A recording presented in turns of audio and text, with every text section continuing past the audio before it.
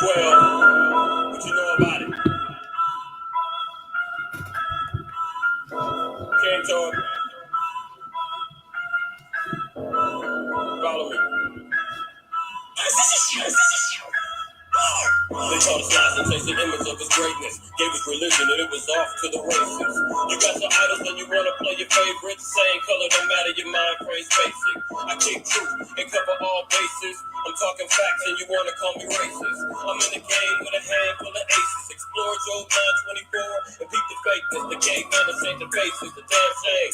False image in your picture frame. It's not a game of ignorance. Got my spirit inflamed. I'm talking renaissance. You prance around like a debutante. Properly ignorant the spirit of people love the flaunt. It's carte blanche when we set up shop on your block. To teach the word, the cream rises to the top. Got my feet firm in the pavement. Taking out these zombies, witches, and these pale-faced cavemen. It don't provoke to get hung like my hat on my coat. You heard Christ was white, but that was just the hope. Stars and fringes in my fatigue coat. And we hope to eliminate all wickedness, but suckers keep bumping their guns, sounding ridiculous. You wanna know who it is? It's a mouth I ain't wrong from the name. The rest of y'all is great name. Here we go. I gotta let you know. I keep it 100, you keep it COINTEL Pro. Whoa. So don't even trip. I got a sword in my hand, I ain't scared to let it rip. I'm here to let you know. I keep it 100, you keep it COINTEL Pro. Whoa. So don't even trip. I got a sword in my hand, I ain't scared to let it rip. It's time to get rid of you, trapped in the black mirror. Subject political theater, you won't hear the sound of the trumpet. Load the clip and dump it. There's no touching the Most High's beloved. These niggas want me to stop teaching, change the subject. My mood fluctuates up and down like your budget. Here's a little nugget, cash it in if you like. In the world of darkness, the only light you got is Christ. I'm trapped in hell, but I meditate calmly. Don't follow crowds, I'm avoid you zombies. Giving my praises, and hell would never crime me. My conscience clear, fear won't allow me to break the mold. Follow the globe, to teach laws and commandments. I ain't breaking the code. Slaves by the soul, identity never told. It's hard to stay hot in the world so cold. This shit is sad. Grown men dressed to drag. Hit him with the law, them niggas be hauling ass. Catfish on the ground wearing a mask, trying to gather this 1/3 for shows outside. But I stay focused, giving hope to the hopeless. From Yasha Allah to slogan, so take notice. Playing a local to those who bogus notice. Burying 6 feet deep to smell the rust. Here we go, I gotta let you know. I keep it 100, you keep it COINTEL Pro. Whoa, so don't even trip. I got a sword in my hand, I ain't scared to let it rip. I'm here to let you know. I keep it 100, you keep it COINTEL Pro. Whoa, so don't even trip. I got a sword in my hand, I ain't scared to let it rip.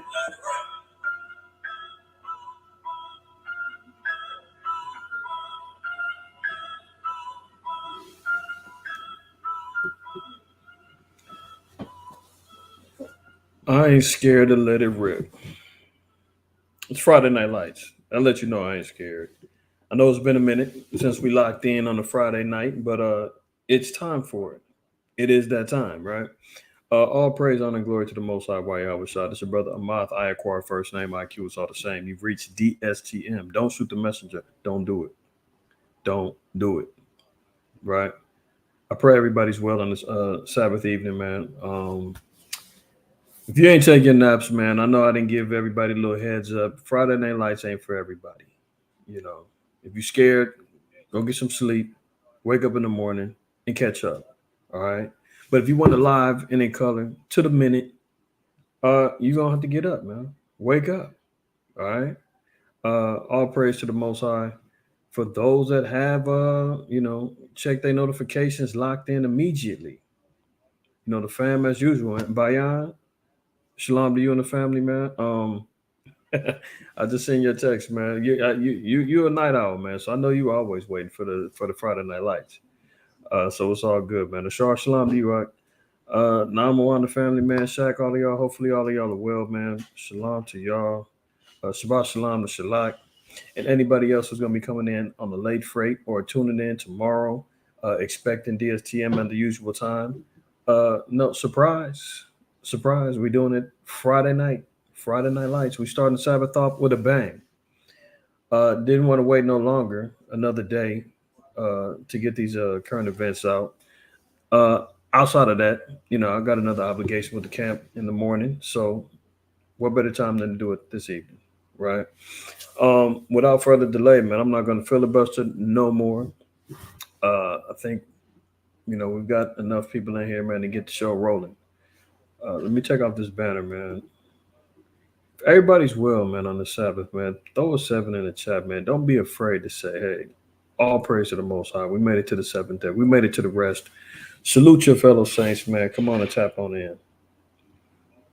I mean, unless you're scared. But you just heard me. I ain't scared to let it rip. So tap in with your folks, man. If you're good on the Sabbath, man, throw a seven in the chat. Let me know you done completed your week, man. You're doing good. Some of y'all already still sleep. Oh, Bayan, I see you up. Some of y'all at the TV, your phone, computer, doing this already. I mean, it's only 8:16, man. Esau says set your clocks back.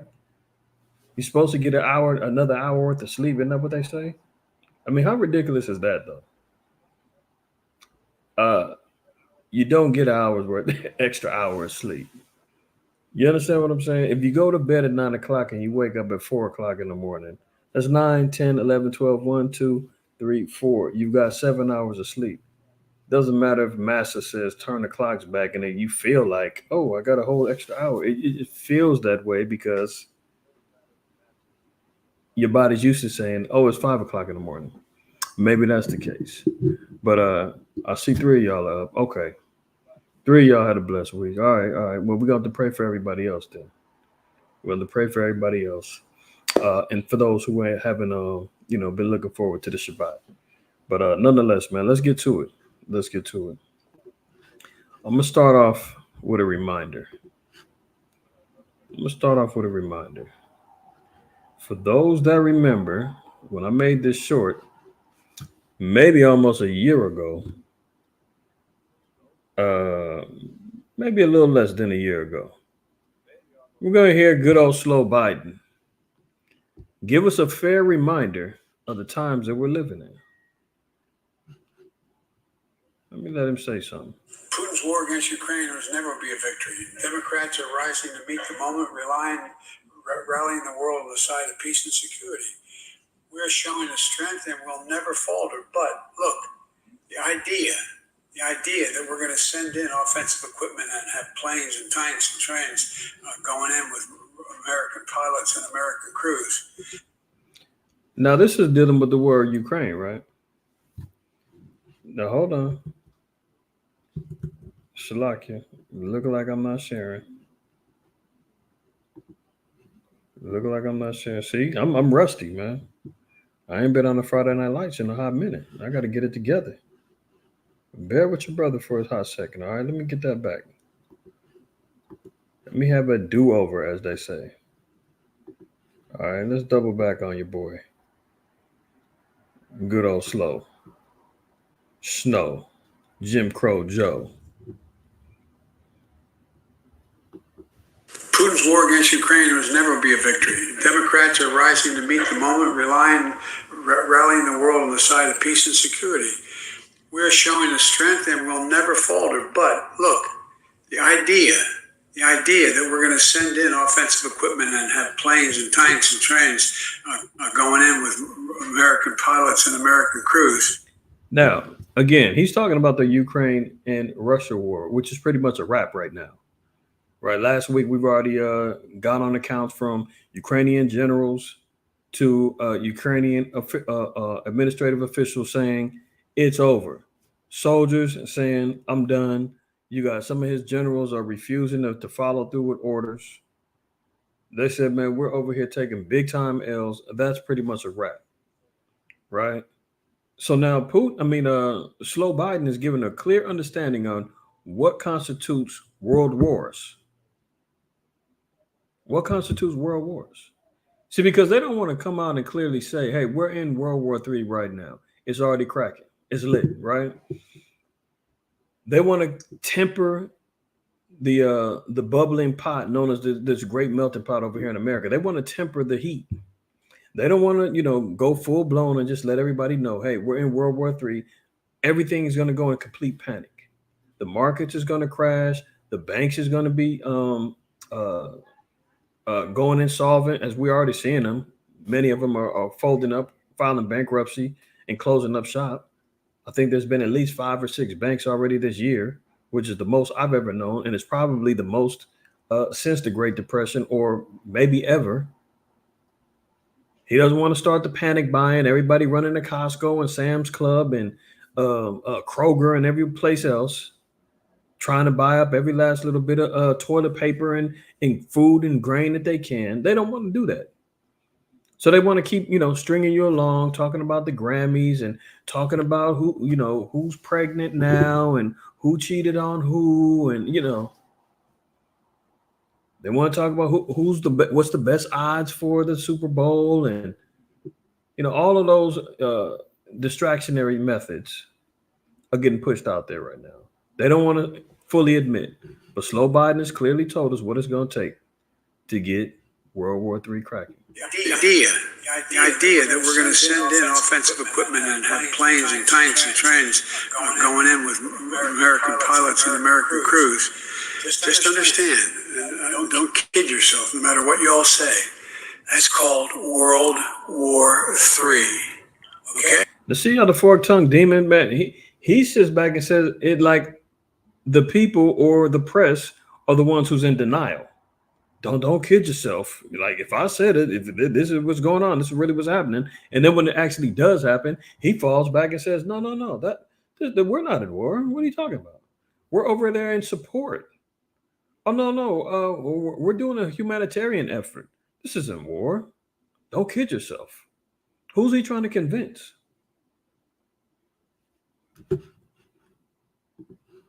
He said just the idea alone of planes, tanks, American pilots, so forth and so on, involving themselves in an international conflict.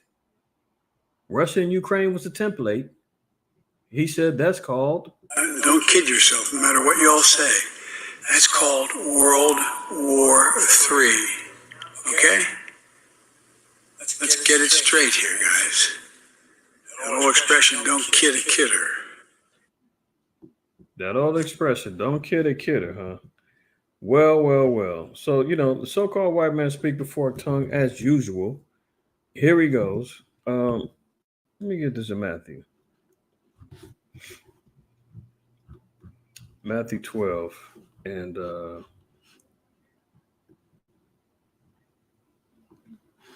Matthew 12:37.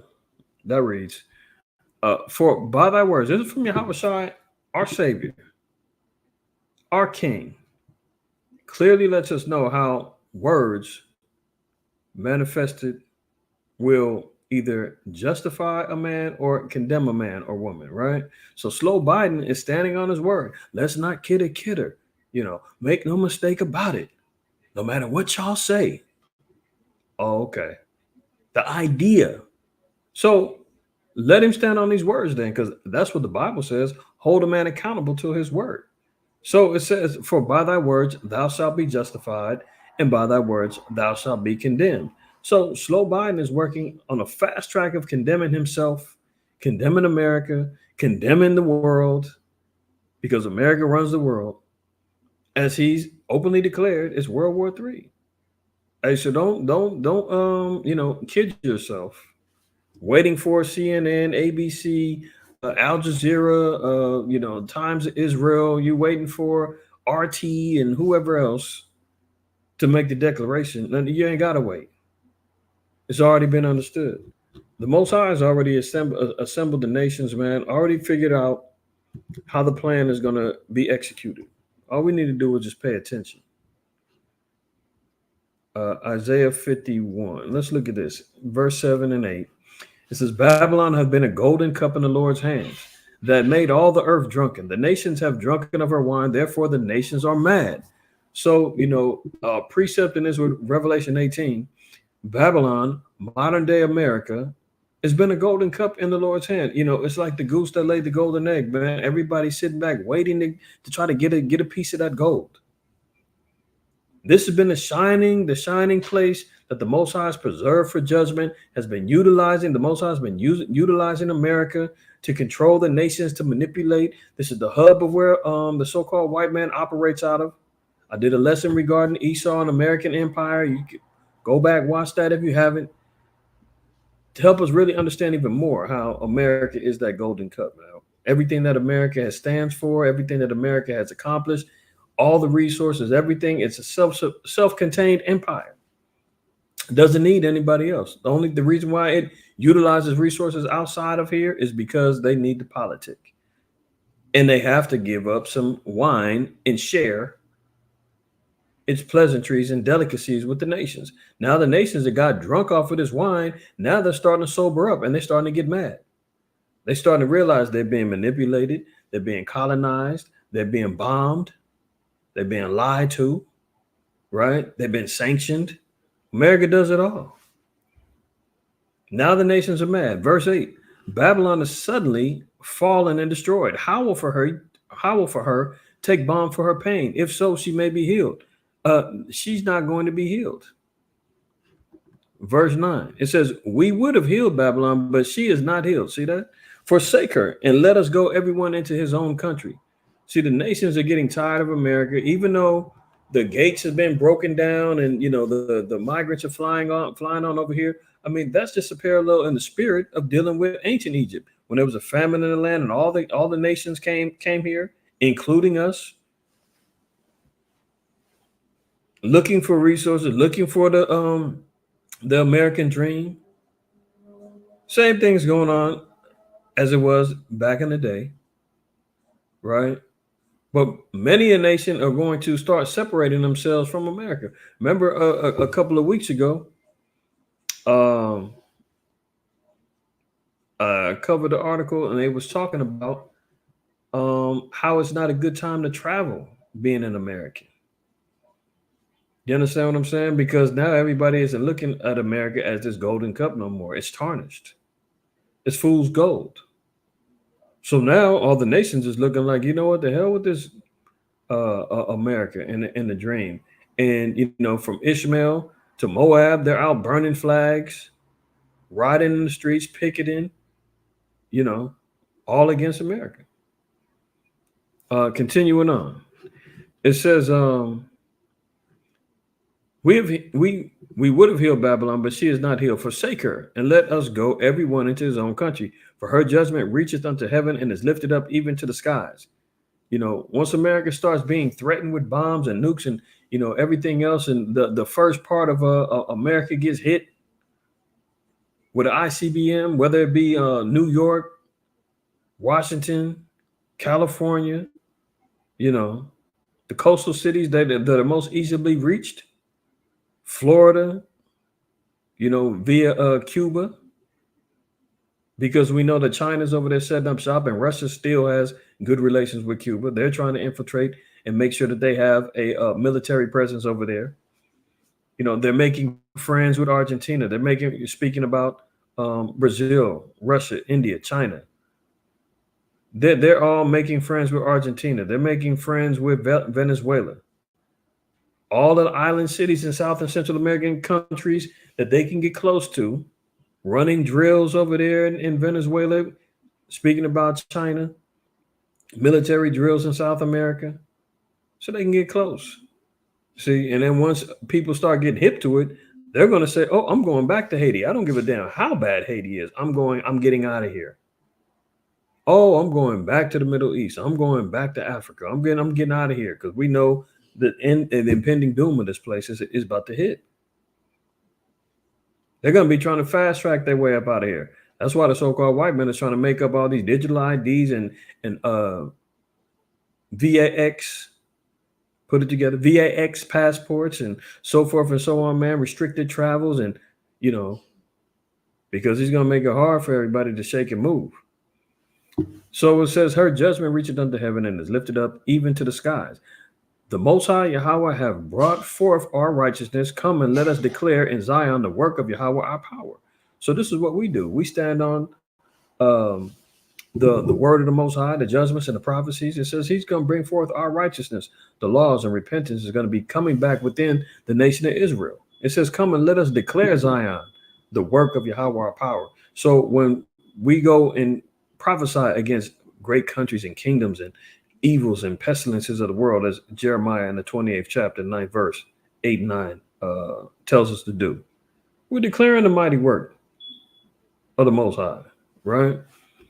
Verse 11, it says, make bright the arrows. How are the arrows bright? You know, you're looking at the trajectory of the arrows, man, when they're flying, and you see that bright flame coming from the tail, moving at Mach 3, 4, 5 speed, heating up as it comes along. You know what that is. They're called missiles, bombs. They're called ICBMs. They're called weapons of mass destruction. Right? It says, make bright the arrows, gather the shields. The Most High have raised up the spirit of the kings of the Medes. So who are the Medes? The Persians, Iran, right? So we're hearing about the kings of the Middle East, right? Iran right now is the biggest player, Hezbollah. Biggest player that nobody over there, in particular, the Israelis don't want no problems with, right? And America is trying to hold them off.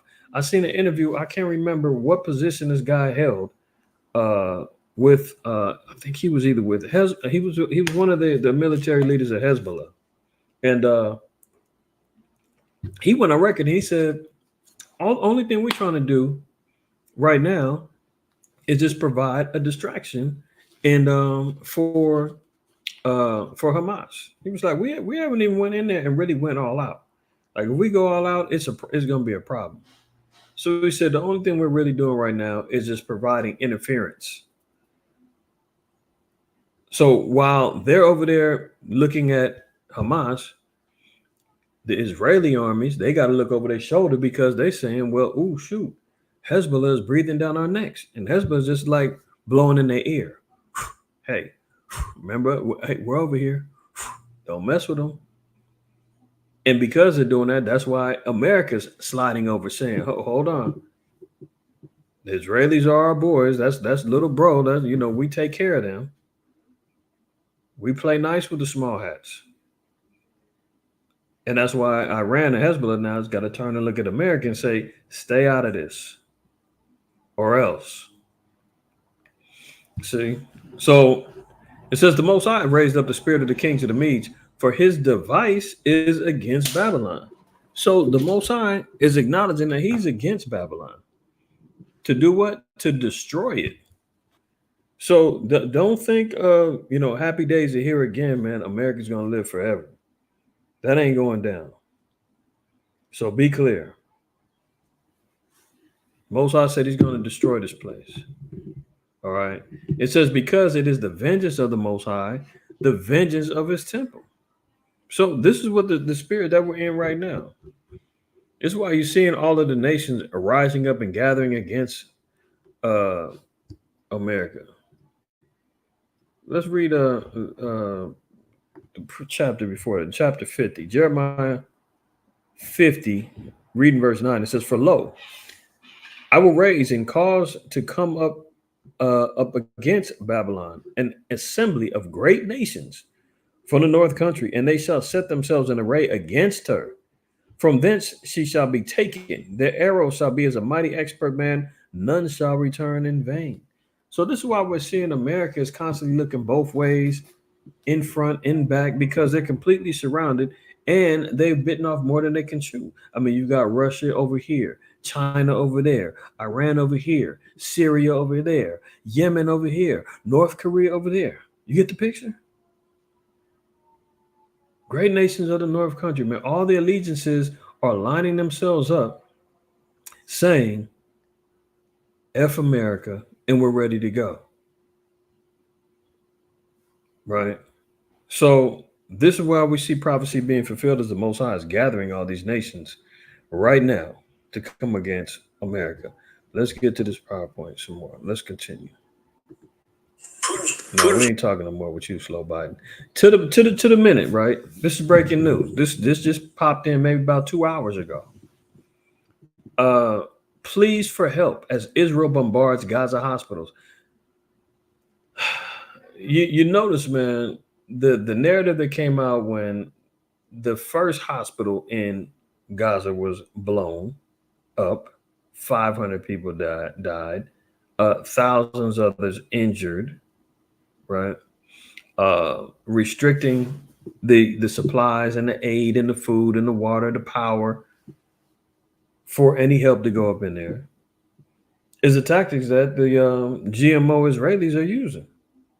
And they was quick to come out and utilize their political influence, utilize their money and their power to support the Mockingbird media. And as soon as that bomb went off and they hit the hospitals, they said, "Oh, it was the Hamas. They did it to themselves. They blew up their own hospital." Oh, okay.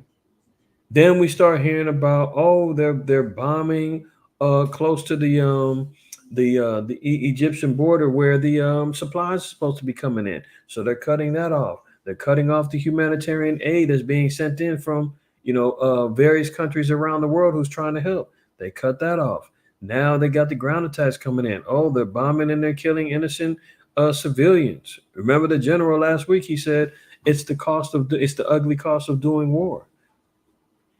On that interview with Wolf Blitzer, when he said, let me be clear, you were searching for one so-called Hamas leader in this whole refugee camp. You bombed the whole camp. And then he said, can you confirm that he was killed? And he said, we can confirm that we can confirm he was killed. Then so you're going on record saying that you killed innocent civilians, right? It's the ugly cost of doing war. So now we're seeing that they're targeting even more hospitals. I mean, where's the police? Where's the mainstream media running around saying, man, the Israelis is off for doing this, man? They're killing and shedding innocent blood.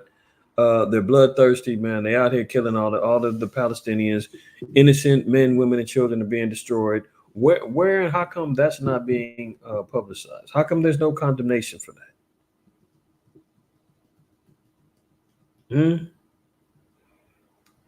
So we know that there is a slant in the story. We know that we know that there's a angle and an objective that's being perpetuated out there. We know that there's being a narrative that's being painted. Small hat, GMO, poor, innocent. Nobody, nobody likes us. We're constantly being bullied and and we don't do nothing to nobody. Oh, and then you got the big bad brown, sand niggas over there who's running around, bombing and suicide, bombing everybody, forcing their religion on everybody. The wild man is terrorizing everybody. Brown bad, white good. You know how that go, right? So up to the minute, man. Israeli forces attacked the front gate of Gaza City's Al-Shifa hospital, where thousands of patients and displaced Palestinians have been sheltering. Palestine Red Crescent chief tells UN Security Council that Gaza hospitals are being, quote, deliberately targeted to force civilians out of the enclave. So the Israelis are openly admitting, and you've got a UN Security Council member. The Palestine Red Crescent tells the UN Security Council that these hospitals are deliberately being targeted. So the dead, the wounded, they're going, the GMO small hats, they're over there living by the law of the scriptures, man, when the Most High tells them to kill everybody. Going back into the times of Saul and Samuel. The Most High told Saul, man, kill all the Amalekites. Women, babies, children. They think that that's them. This is the orders they're under. They're saying, any alive still in the hospital, kill them. Kill them, take them out. Right? That's what they're out here doing. And then they've got the press, they got everybody to support them, and they say, you know what? What's wrong with that? I've seen some videos. Some of y'all may have even seen it, where they had. I wonder if they got it. You know what? Let me look real quick. Because they had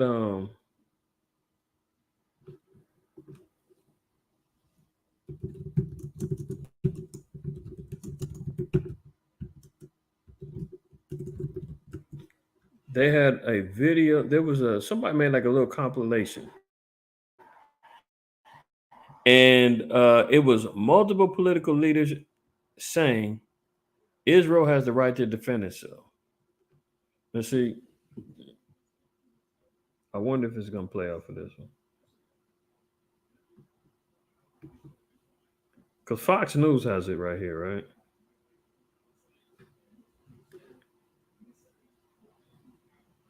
Fox News has it. Here's one thing you need to do before buying anything online. Don't spend another dime on Amazon until you watch the. On Israel, sir, your thoughts on Israel? Are you concerned about the violence in the Middle East, and can you talk about what conversations you have had with officials there? My national security staff and defense staff has been in constant contact with their counterparts in the Middle East, not just with the Israelis, but also with. I can't even deal with this guy for too long, man. The slow Biden just gets to me, man. But you can see here, small little compilation. Slow Biden saying Israel has the right to defend itself. Lloyd Austin, Israel has the right to defend itself. Blinken, Israel has the right and obligation to defend itself. That's the talking point that gets put out there by the Mockingbird media. When they're utilizing keywords like that, Israel has the right to defend itself. That becomes now damn near like a chant or a mantra that gets embedded in people's heads and saying, oh, Israel's just defending themselves. Meanwhile, they're on the offensive. Meanwhile, how do you defend yourself when you're the occupier and not the occupyee, as they say? Who actually came and invaded first? Who was moved first? See, this is why they out here saying Israel has the right to defend themselves. This is why we're getting it's 9/11 all over again. See, all of them saying the same thing. Israel has the right to defend itself. So they got the programming already locked in, right? So here we go. They're bombing hospitals, man. They're saying that they got the right to defend themselves. Is that defense or offense? So somebody help me out. I mean, they're cutting off food, water, power, internet. Is that defending or is that offensive? Oh, okay. The bombing refugee camps, is that defending or is that offensive? Oh, all right. I'm just wondering, man. Maybe I'm tripping. This is ridiculous. Okay. U.S. carries out airstrikes in eastern Syria, targeting IRGC and Iranian-backed groups' weapon storage facilities. So Slow Biden said, well, hey, make no mistake about it. If you're sending in planes and trains, well, look, F-15 fighter jets are being utilized carrying out airstrikes in eastern Syria. Are we going to call that World War III? I wonder. 2 U.S. F-15 fighter jets conducted an airstrike on a weapon storage facility in eastern Syria used by Iran's Islamic Revolutionary Guard Corps and affiliated groups, the Pentagon announced Wednesday. So they are openly having aerial combat and exchanging bombs with Iran, or quote unquote Iran's military proxy armies. And they're saying, oh, this precision self-defense strike is a response to a series of attacks against U.S. personnel in Iraq and Syria. So they're being bombarded with bombings, right? So the U.S. is under attack in Iraq and Syria. And they're saying, oh, well, we're not at war.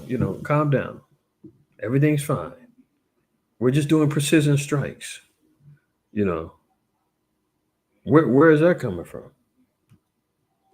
See, this is all foolishness. So U.S. is carrying out airstrikes in eastern Syria.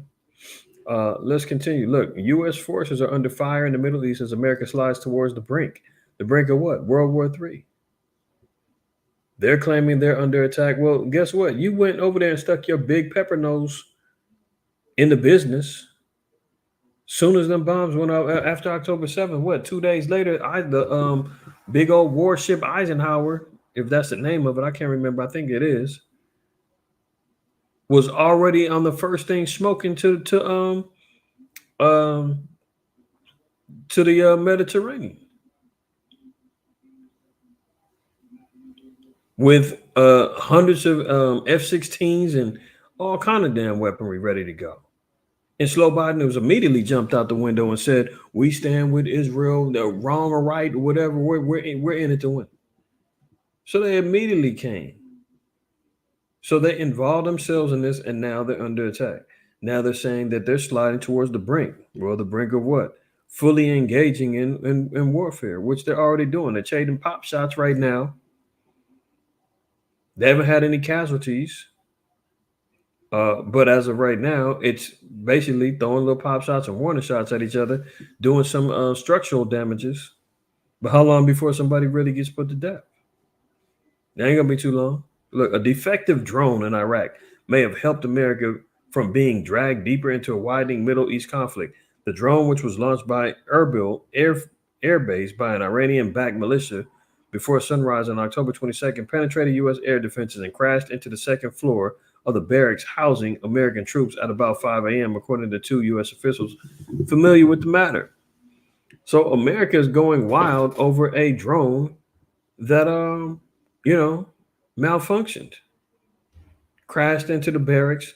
And what's America do? Oh, we're going to go launch missiles. we're going to go launch a couple of, send out the F-15s and let's light something up. Over a quote-unquote, oops, accident, right? But the device laden with explosives failed to detonate, and in the end, only one service member suffered a concussion from the impact, said the officials who asked to remain anonymous, right, and speak freely about the attack. Of course, somebody's going to remain anonymous. We don't know really what's going on over there. Look at this. The number of troops injured in the Middle East drone attacks are now at 46. Remember last week, I think, how many was it? Over the last 2 weeks, I think they said there have been 21 attacks on U.S. bases. I mean, at what point in time is America going to say, man, we're under attack, this is war? 46 attacks. 46 get injured. While the injuries are considered minor and the troops return to duty soon after, according to Ryder, reports of traumatic brain injury tend to trick in after blast, as symptoms can sometimes take days or weeks to surface. So they got 46 troopers who were injured in these particular attacks. Now they're saying, oh, give it some time. They may come back with traumatic brain injuries. We threw them right back on the field. You know, it's like they're playing football, man. You get hit upside the head. They throw some smelling sauce on you. They say, "You all right? You all right?" And you say, "Yeah, I'm good, coach. Put me back in." Then you go out there, man. You end up realizing, man, the guy got CTE, got a concussion. He's all jacked up. So that's what America does to the troops. They get hit upside the head, man, bombed and ambushed, and now they got to go out there and say, you know what, get back out there. Get back out on the field. So we'll see what happens, man. You got troops that are getting injured. I'm just waiting, man. Where they don't stop with the BS, man. Just come clean and say, man, World War III has kicked in, man. Let the chips fall where they may. Right? This is the time that we living in. I might need to shrink myself a little bit because it looks like it's a little hard for y'all to read. If you're reading along, let me switch my position. How about that? That might be a little better. All right. So let's continue on. Look, escalating militia attacks on U.S. troops risk Washington and Tehran confrontation. So this is what we're talking about.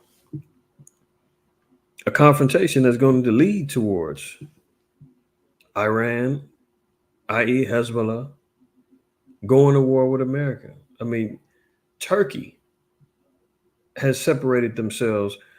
Some months ago, I covered the story with y'all regarding Turkey, saying that they were getting ready to leave was it the EU or the UN? Hold on, I don't want to misquote that.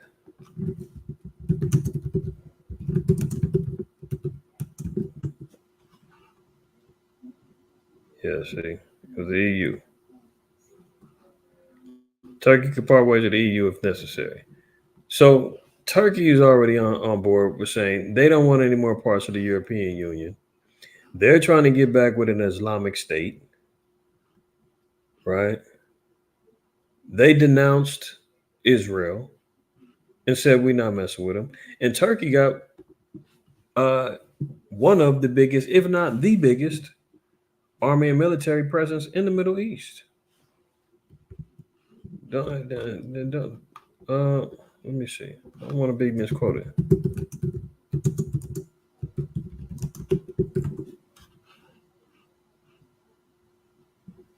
Okay.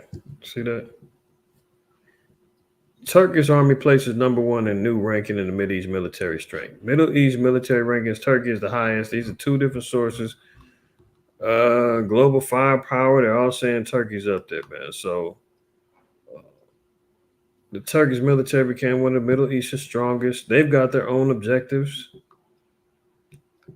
right? So America don't want no parts of dealing with Turkey, Iran, or Iran, whichever you prefer. China, Russia.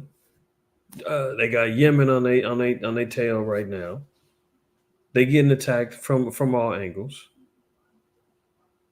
and this is what it is. And Slow Biden came out the mouth and said, "Wait, but this is what is going. This is it. This is it. World War III." U.S. Reaper drone shot down near Yemen by Iran-backed Houthi rebels. So we're just constantly seeing all these little activities jumping off, man. It's just a matter of time. You know, the spark has been lit. It's starting to bubble up. The fire is lit. I mean, you know, it's only a matter before it becomes a blaze. That's all we waiting on. That's all we waiting on. Let's continue. Look at this. This is big. Israel agrees to a 4-hour pause in fighting to let Hamas hostages out. But Biden says there is capital N-O, no chance of a long-term Gaza ceasefire and warns of more Middle East airstrikes after U.S. F-15s hit Iranian weapons depot in Syria. Did you hear that? Last week, he sent Anthony Blinken over there to try to persuade Israel to have a ceasefire. And remember, the head of Hezbollah said that was a lie. They said, man, America didn't go over there talking about we need to have a ceasefire, and the Israelis said no. They said the conversation never even happened. That was a lie. And so far, so be it. It looks to be that way because Slow Biden comes out the next week and says there is no ceasefire. That's off. Y'all remember that last week? They said the Israelis said no and was in defiance of America. Saying, oh, we try to go over there and try to stop it. As many of these people out here protesting out here in the States and worldwide saying we want a ceasefire, stop shooting and stop killing innocent Palestinians, stop bombing Gaza. We want a ceasefire. And guess what? America goes out there and fronts and lies and acts as if they were going on behalf of the people and they want peace. Oh, we need to go over there and talk to the Israeli command centers in what's his name, Netanyahu, and we want to establish a ceasefire. Slow Biden told Anthony Blinken, go over there and tell them we need to slow this down. Next headline comes out, Israelis say no ceasefire, we ain't stopping, it's on. Then the Hezbollah leader says, these dudes are both lying. They never even had that meeting. They playing it out in the press. And then guess what? Once that gets blown out that lie gets exposed, now the truth come out. Slow Biden come out and say, hey, there's no more ceasefire is ruled out. So just like the scriptures say, many shall seek peace and none and sudden destruction happen. Anybody that, you know, the Christians that sit over here praying for Gaza and praying for Palestine and praying for Israel, the Israelis, I should say, praying for global peace and, shame the devil. Stop it. The Most High has already declared what's going on, man. Ceasefire has been ruled out. Slow Biden said there's no chance of a long-term ceasefire. But that's the nature of Esau, man. You know Esau loves war. He loves bloodshed. Most High said he hates this. You want to know why, man? Why the Most High hates the so-called white man? Why he says Esau have I hated? I mean, he's a victim, not even a victim. He's a perpetuator of all of these things. These 6 things doth the Most High hate. Yea, 7 are an abomination to him. A proud look. I mean, the so-called white man is so proud and so arrogant. Man, look at Slow Biden. Got his little spiffy suit on, always wearing his little Top Gun shades. You know, all hell's breaking loose, man. He's off vacation and sitting on the beach, acting as if, America, you got nothing to worry about. Proud. He trusts in his money. He's trusting his idols. He's trusting Satan. A lying tongue. I looked this up. I'm going to share this with y'all. Look at this. A lying tongue. Slow Biden is look, here's the full list of every lie Joe Biden is told. It's at 249 and counting. This was in March of 2022. Just add to the list over the last year and a half almost. March up until March is the 3rd month. We're in the 11th month now. You're damn near a year and a half. As of March 8th, 2022, Slow Biden told 249 lies. I mean, we can start off back in 88 when he was running for president and he got caught plagiarizing and stealing some of JFK's speech. The dude's been a damn liar from the jump, man. He got busted stealing RFK Jr. speeches, and he had to fall back and drop out because he got busted then.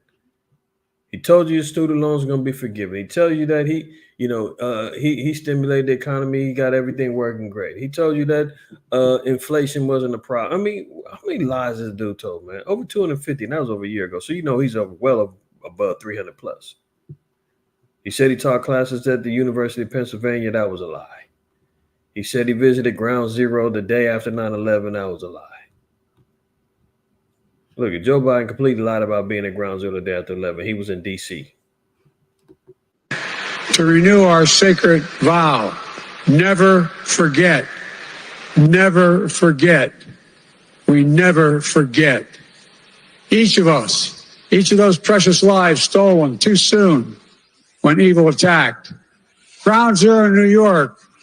And I remember standing there the next day and looking at the building. I felt like I was looking through the gates of hell. It looked so devastating because from where you could stand. I mean, this guy's a politician through and through, man. You know what they say, man? How do you know a guy's a politician? They say when his lips move. It says the Senate convened on 9/12/01 to condemn the attack. He was a senator of Delaware at that time. And all the Senate was in D.C. on September 12th, 2001. There's no way he was in New York on September 12th. Not if he was a senator. Not if that was still his title. The dude's constantly lying, man. I mean, that's 240. Let's drop down some more. Biden said he attended a HBCU. When did he? I mean, the dude said he grew up in a black church. He said if you get poked in the arm, don't worry, you're not going to get it. Everything will be fine. He lied and said his son, Bo Biden, died in the war, man. Come on, man. I mean, it's enough of the folly. So these are the things the Lord hates, man.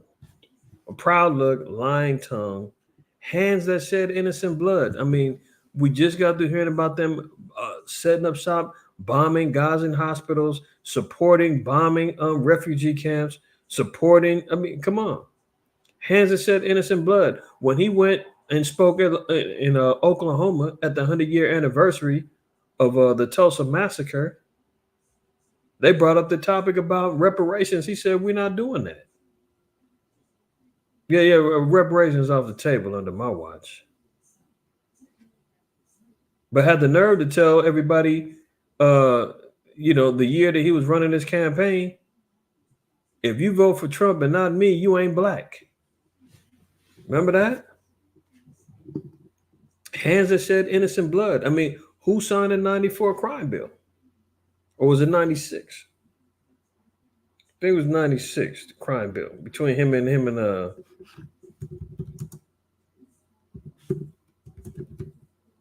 94. Slow Biden, Hillary Clinton. Yeah. Hands that said innocent blood, man. He's running around talking about if you got a quarter size rock, you go to jail, no bail, no nothing. Meanwhile, his son is sniffing up everything that he can like a damn vacuum.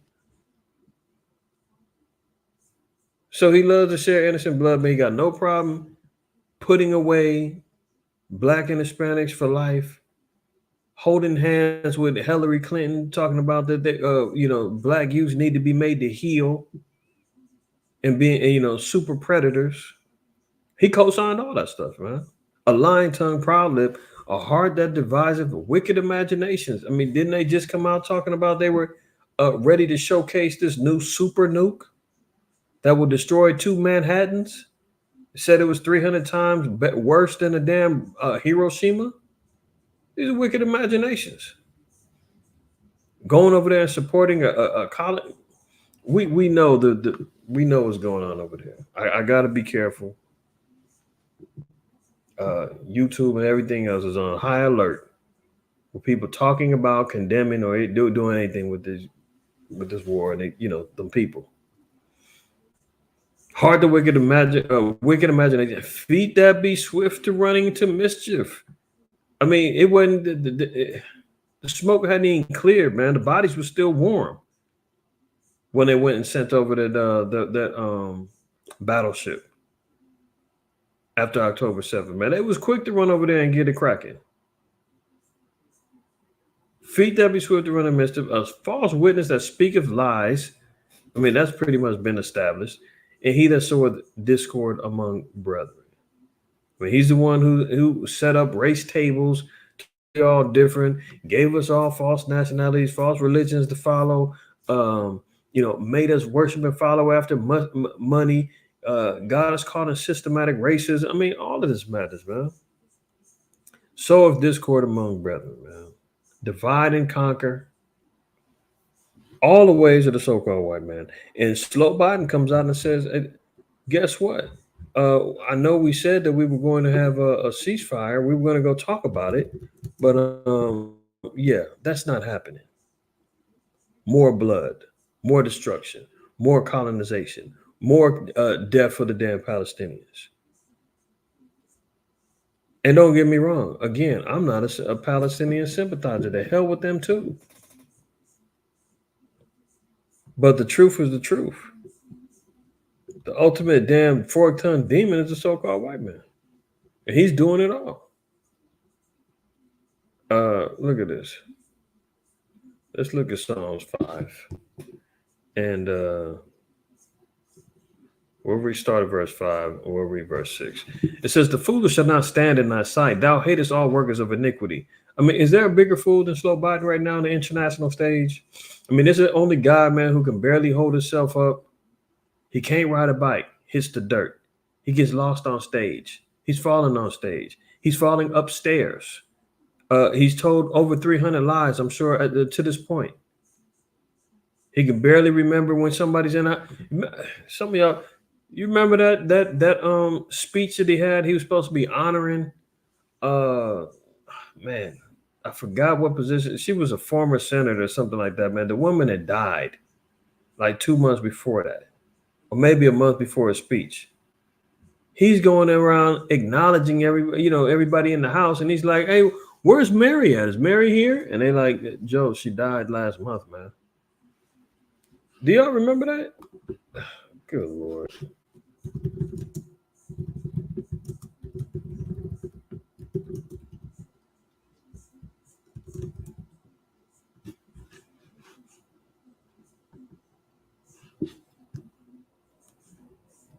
Look at it. I'll be thinking I'll be forgetting. Biden asked whether deceased congresswoman is at the White House, even after she died. This was a year ago. Jackie Walorski. Biden asked if deceased congresswoman is present. I mean, you want to talk about a fool? He talking about where's Mary at? And they like Jackie was her name. Is Jackie here? Jackie, where you at, honey? And they like Joe. Jackie's 6 feet under, man. What the fuck? Oh, Salakia. The hell is wrong with this dude, man? It's Friday Night Lights, man. The kids are asleep. They should be at least. But yeah, man, look, listen, that's why the Most High said, man, the foolish shall not stand in thy sight. Thou hatest all workers of iniquity. Verse 6, thou shalt destroy them that speak leasing. Leasing meaning lies, deceits. This is slow by at its finest. The whole lid is blown off, man, when they sat back and said that they wasn't, look, y'all remember, for some reason I feel like I got to pull it back out.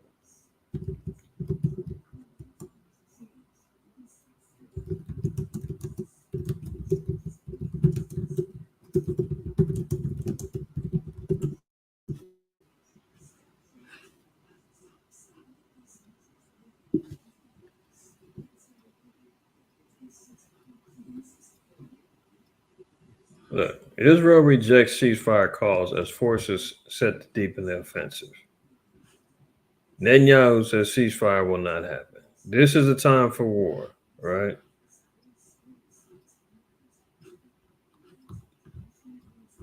And they sent Anthony Blinken over there. They did to try to smooth it over, and it didn't happen.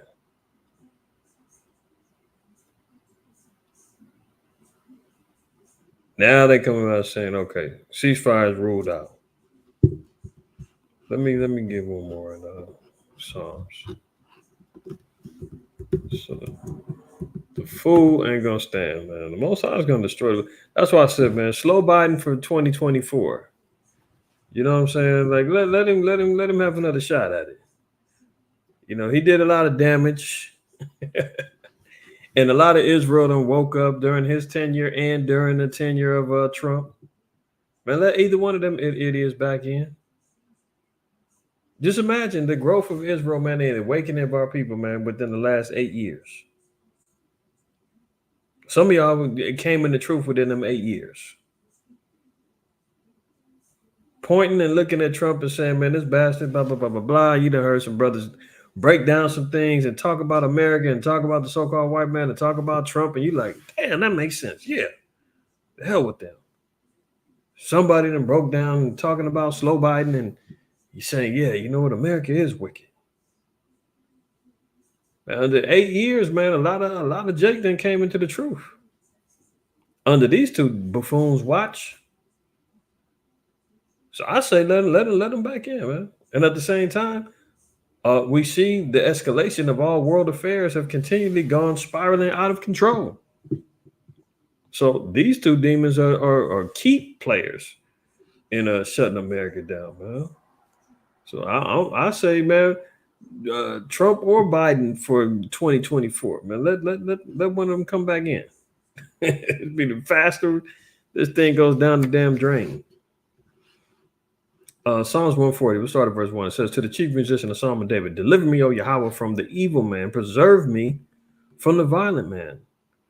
That's the prayer for all of us, man, because we're under an extreme amount of attack, man, dealing with the so-called white man, America, the oppressive ways that they have throughout the four corners of the earth, man. Our people experience much violence, much oppression, much destruction from the heathens. And the Most High said, well, through David, we asked to be delivered from the evil man, be preserved from the violent man. Verse 2, it says, which imagine mischiefs in their heart, continually are they gathered together for war. Do you see that? We just read in Proverbs 6, it said, man, the Most High hates feet that be swift to run to mischief. That's why America's saying, yeah, ceasefire, not happening. Yeah, we're bringing in more troops. We're calling in, they even at some point in time are going to be having a legit discussion about the draft. Because the U.S. military, man, is running low on numbers. We just seen last week the ammunition and armory is running low. They spent hundreds of billions of dollars on weapons, tanks, just general funding in the Ukraine war alone. That has pretty much been a wash. They lost all of that. So, they're in dire straits right now. That's why they're pulling out the big guns with the super nuke. They figure, man, we might as well just end it all. That's why they're trying to scramble to see if they can get past that Van Allen belt and get up out of here. They ain't going nowhere, man. Most I'd be shut they damn heathens down all day long. The white man is not going to no damn Mars or to the moon. Verse 2 again, it says, which imagine mischiefs in their heart. Continually are they gathered together for war. That's the white man. Genesis 27:41, he says that he's going to live by the sword. All he knows is warfare, man. America's only known peace for what, 17 years in its existence in 1776 and 240 some odd years. Out of that, between 15 and 17 of those, we've only had peace. Other than that, they go to war. They love war.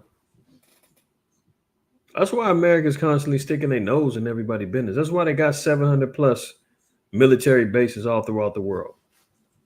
They can get it on and cracking from any place in the world.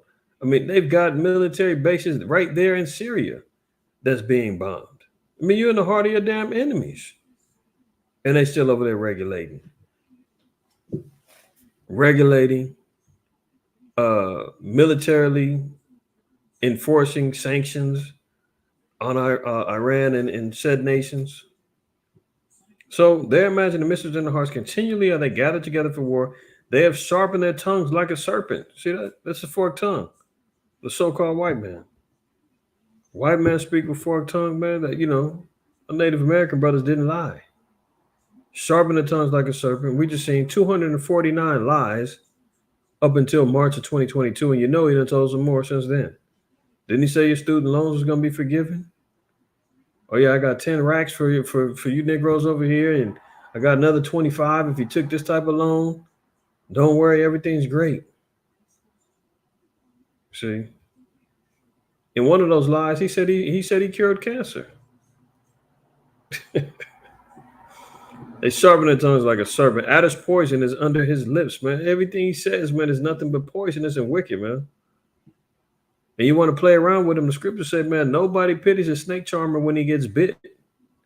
Paraphrasing in the book of Sirach. I can't remember the exact chapter, but it tells you that. You want to drink from the poison, man. You want to taste a little bit of what he got to say. You want to keep listening to the lies. Don't be surprised when you get diseased and die. Right along with them. Carrying the flag, the American dream, and everything else. Verse 4, keep me, O Yahweh, from the hands of the wicked. Preserve me from the violent man who have proposed to overthrow my goings. The proud have hit a snare for me in cords. They have spread a net by the wayside. They have set gins for me, Selah. But this is constantly the ways of the white man lining up all type of pitfalls, traps, systematic racism, drugs, prostitution. I mean, we just seen a few weeks ago, California is damn near got prostitution legal. These are all traps, man. Setting up cords, meaning setting up different afflictions for us. And this is why they're sitting over there saying, yeah, we're not having a ceasefire. We got more cords. We got more bonds. We got more snares. We got real objectives of what we want to do with that land over there. Look at this. Fighting Hamas deep in Gaza City. Israel foresees control of the enclave security after war. So they're talking about already what the plan is after the war. What's Israel's plan? Israel is to maintain control. Israel has vowed to remove Hamas from power and crush its military capabilities. But neither Israel nor its main ally, the United States, has said what would come next. Oh, top secret, huh? Look at this. Netanyahu told ABC News that Gaza should be governed by, quote, those who don't want to continue the way of Hamas, without elaborating. So basically, he's saying, we're the colonizers. We've got you in apartheid camps. We've got illegal blockades lined up. We're policing you where you can and can't go. We control what you eat, what you drink, when and who can have work, who's not working. I mean, we've seen it already. I showed y'all about the system of apartheid and how they got it working over there.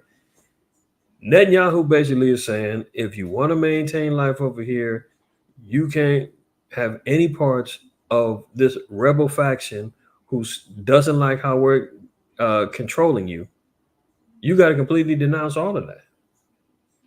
But he says, I can't elaborate anymore. But look at this. I think Israel will, for an indefinite period, will have the overall security responsibility, because we've seen what happens when we don't have it. When we don't have that security responsibility, what we have is the eruption of Hamas terror on a scale that we couldn't imagine. So he's saying, man, if we don't check these sand niggas, man, if we don't regulate and we don't lock down, if we don't, control the borders, if we don't secure them and lock them in the cages, they might escape. So he said, once we're done with this, we're going to take over this whole place, Gaza, indefinitely. And we're going to have all security responsibilities, full-blown oppression. And we're going to take it over. So we hear clearly the objective is to take over the land. Netanyahu did not make clear what shape the security control would take. The White House reiterated Tuesday that President Joe Biden does not support an Israeli reoccupation of the Gaza Strip after the war. Well, who cares what Joe Biden wants? Joe Biden is about to be out of office. He can say, I don't agree with that. And they're going to be like, Joe, you're out of here anyway. Who gives a damn what your opinion is? See, we do think that there needs to be a healthy set of conversations about the post-conflict Gaza looks like and what governance looks like. The White House National Security Council spokesman John Kirby adding that he would leave it to Netanyahu to clarify what he means by indefinite. What do you mean clarify? Indefinite. See, this one they play dumb. I guess he doesn't know what indefinite means.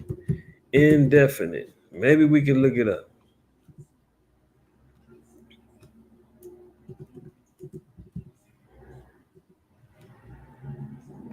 What does indefinitely mean? An indefinite manner or degree without any settled limitation, vaguely, not with certainty or exactness, for a long time. No end is defined. They say they don't know what indefinite means. I need you to clarify that. How long is that again? Read between the lines, man. Let's look at some pronouns for it, since they want to play dumb.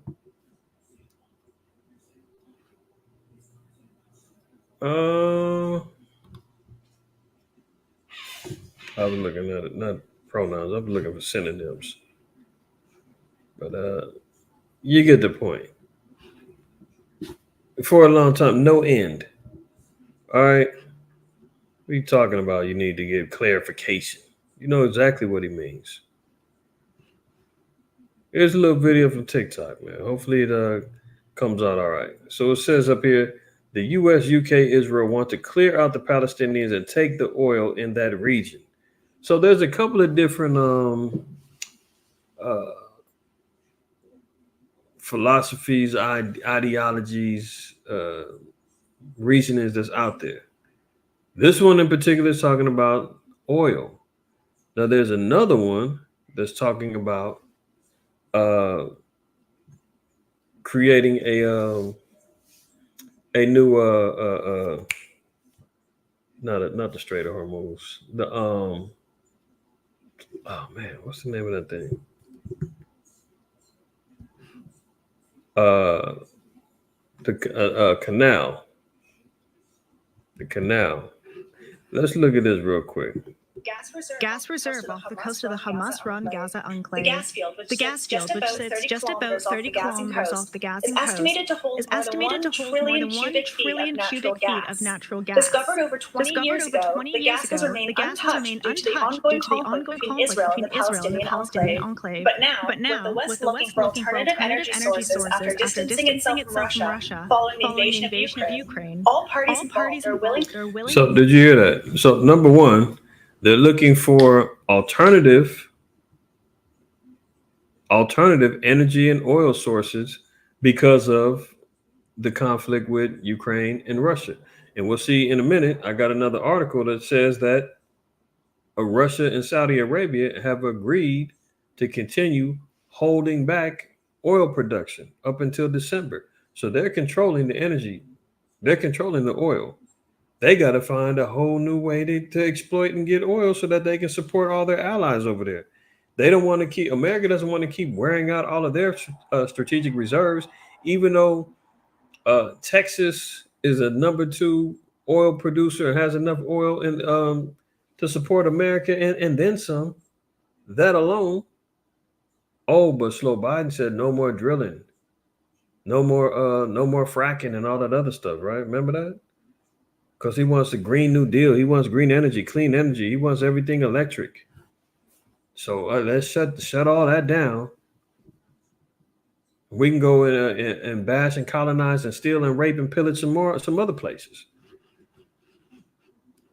So going back.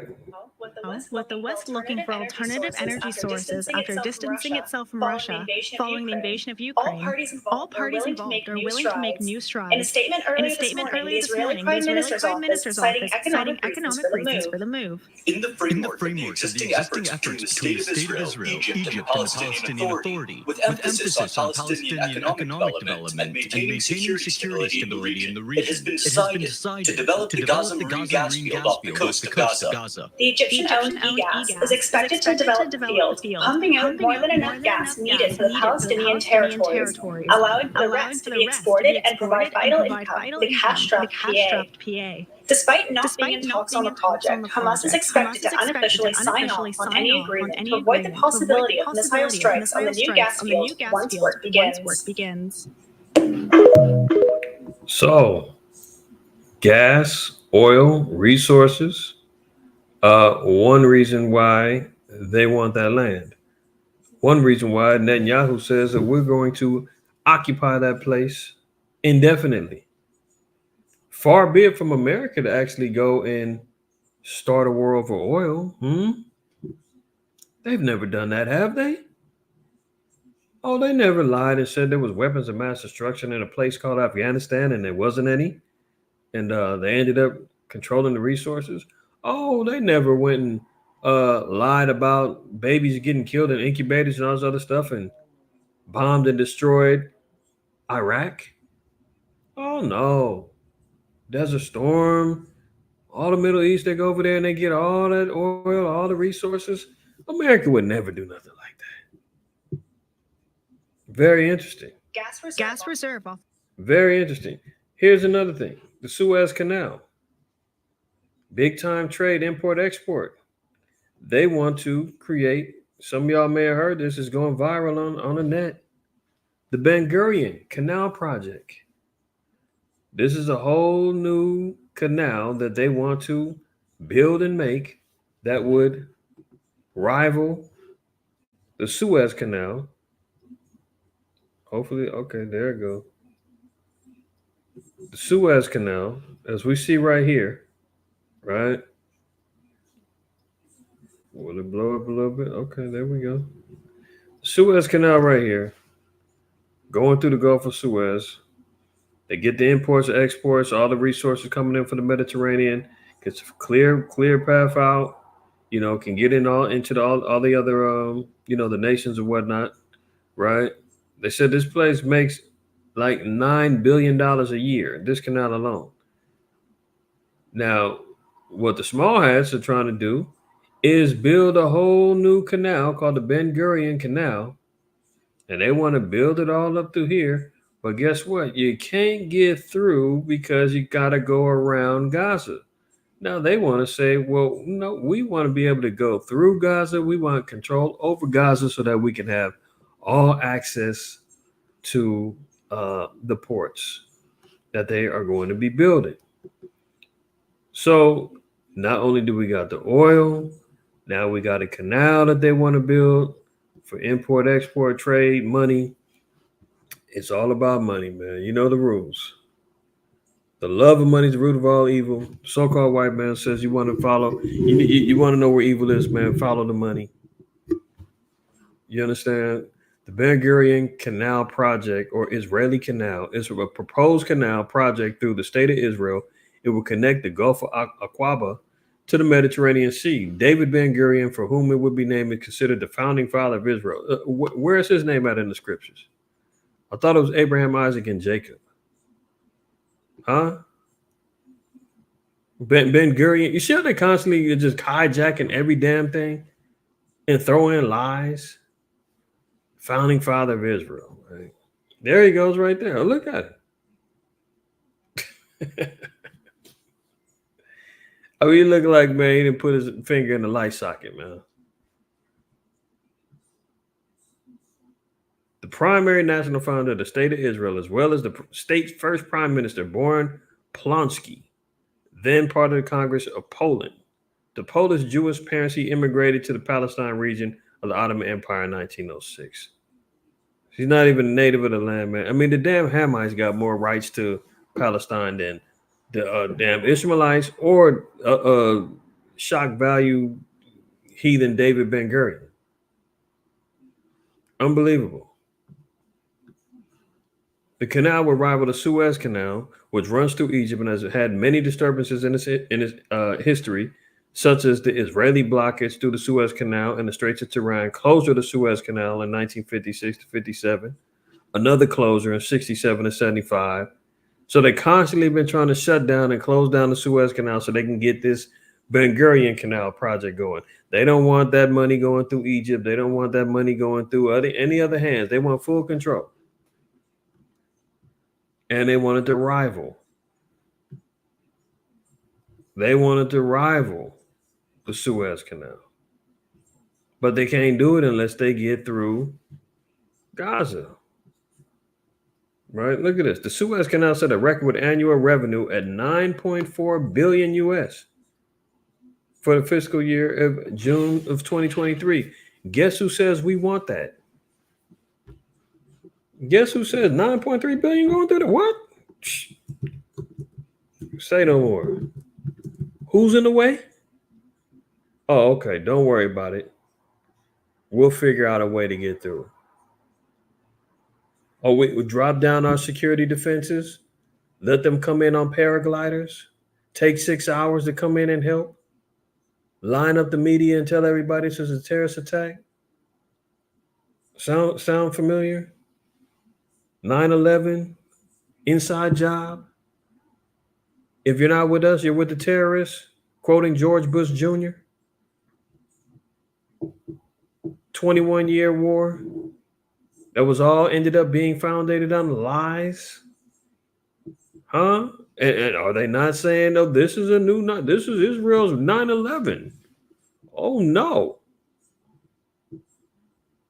The more things change, the more they stay the same. Micah 2, verse 1. Woe to them that devise iniquity and work evil upon their beds. When the morning is light, they practice it because it is in the power of their hand. And they covet fields. This is the nature of our oppressor. He's done it to us. He's done it to Ishmael. He's done it to Ham. He's done it to Moab. He knows nothing other than oppression. Taking lands, colonizing. That's why when we see Black Panther, they call him a colonizer. It's a universal term, man, that everybody in all the nations realize it. That's why when we read in Jeremiah the 50th chapter, and they said, man, the nations was angry, or 51, the nations was angry after they been drinking the damn wine. They like, man, hold on. Once they start sobering up, you've been covered in our fields, haven't you? Who, me? No, we're friends. as he continues sharpening his tongue like a serpent. They covet fields, they take them by violence, and houses, and take them away, so they oppress a man in his house, even a man in his heritage. Well, this is par for the course. So when we see stuff like this going on, and we're hearing about the David Ben Gurion Canal, I mean, is it far-fetched to think that this is an objective that they want to do? They've been sitting waiting on it for damn near 50 years. Maybe more than that. When did they say they initiated it? Hold on, what does it say? I know they've been talking about it since at least the 40s or the 50s, something like that. But I mean, nonetheless, we see that there's other objectives, man, for what could be going on and why. America saying, can you clarify what do you mean indefinite? I mean, make sure you clean it up, man, because we need that oil over there. I know y'all want to build the David Ben Gurion canal, and you want to get in on the billions over there. So do we. But we can't make it look like we're just colonizing, taking over, and smashing. We gotta make it look like we're the heroes and we have the right to defend, and it's all BS. All BS. Let's continue, man. The big guns. The big guns is out. U.S. nuke sub arrives in the Middle East in a message to Iran after the threat to hit America hard if there's no Gaza ceasefire. Well, America already went on record and said there's no ceasefire. It's not happening. So now they're going to cause the Iranians to call their bluff. The Ohio-class submarine is one of 4 in the U.S. Navy fleet and can unleash 154 Tomahawk cruise missiles. 154 Tomahawk cruise missiles, man. And the U.S. Submarine is nuclear capable. Iranian Defense Minister Mohammad Reza Ashtiani said the United States will be hit hard if there is no ceasefire in Gaza. Well, they already said it ain't going to be one, man. So let's get it cracking. Bomb places in America over there. Let's stop playing games. Our advice to the Americans is to immediately stop the war in Gaza and implement a ceasefire. Otherwise, they will be hit hard. The so-called white man is not moving off of no threats from Ishmael at all. Ishmael's going to have to handle their business. Because what did America do? They doubled down and said, oh, really? We're going to go and send this nuclear sub over there, and we can rain hell on you with 154 Tomahawk cruise missiles. Are you ready? Now, Iran's going to have to stand on a square, or this is going to be looked at as a unbridled threat. We'll see. Putin's moved to secure Libya. Wait a minute. Secure Libya. Hold on. He said Putin's move to secure Libya. Have we read that somewhere before? About Russia going to war, got horses, horsemen, all kind of armor, great company, bucklers and shields, and Libya is going to be with them. And what's Russia's job going to be to do? Verse 7, be thou prepared and prepare thyself, thou and all thy company that are assembled unto thee, and be thou a guard unto them. So Russia, in prophetic nature, all praise to the Most High that the word of the Lord is true and not a lie. It said that Libya is going to be embraced, comforted, and guarded by Russia. What are we reading right here? Putin's move to secure, be a guard. What? Oh, okay. To Libya. Bases a new regional challenge for U.S. European allies. So we see that the Most High is clear with the unification and the allyship of Russia and Libya. Russia is moving to expand its military presence in eastern Libya. What? What? Looking to expand its military presence in eastern Libya. Excuse me. I will turn thee back and put hooks into thy jaws, and I will bring thee forth all thine army, horses and horsemen, all of them clothed with sorts of armor, and great company with bucklers and shields, all of them handling swords.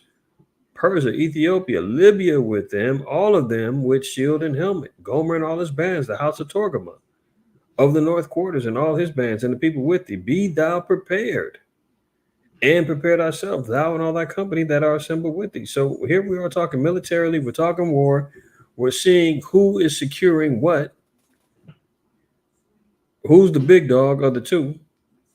Russia is, and they're looking to secure a military position with Libya, of course, promising that they will get their back in any conflicts.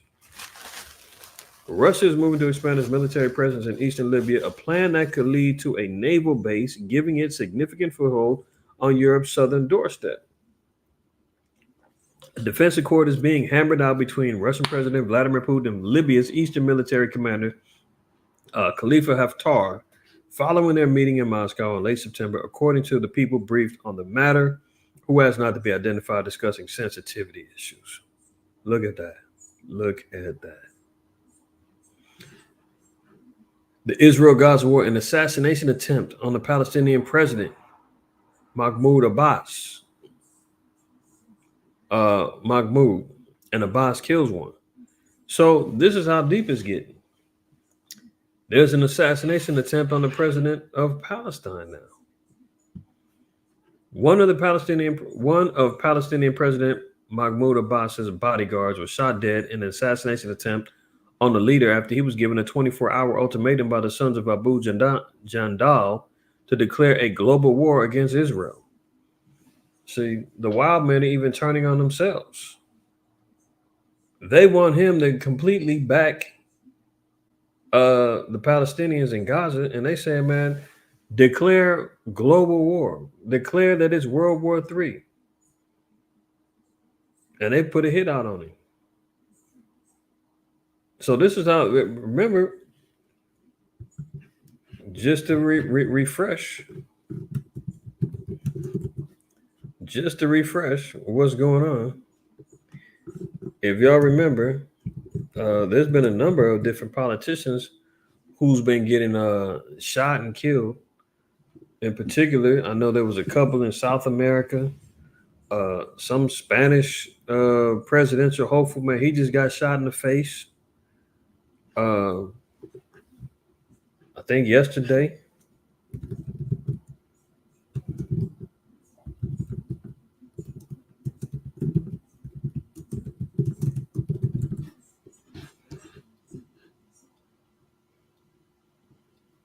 Yeah, here you go. Veteran Spanish conservative politician shot in the face in Madrid. This is 2 days ago, right? We've seen an assassination attempt on the Palestinian president. Well, why is all this happening? Because 15.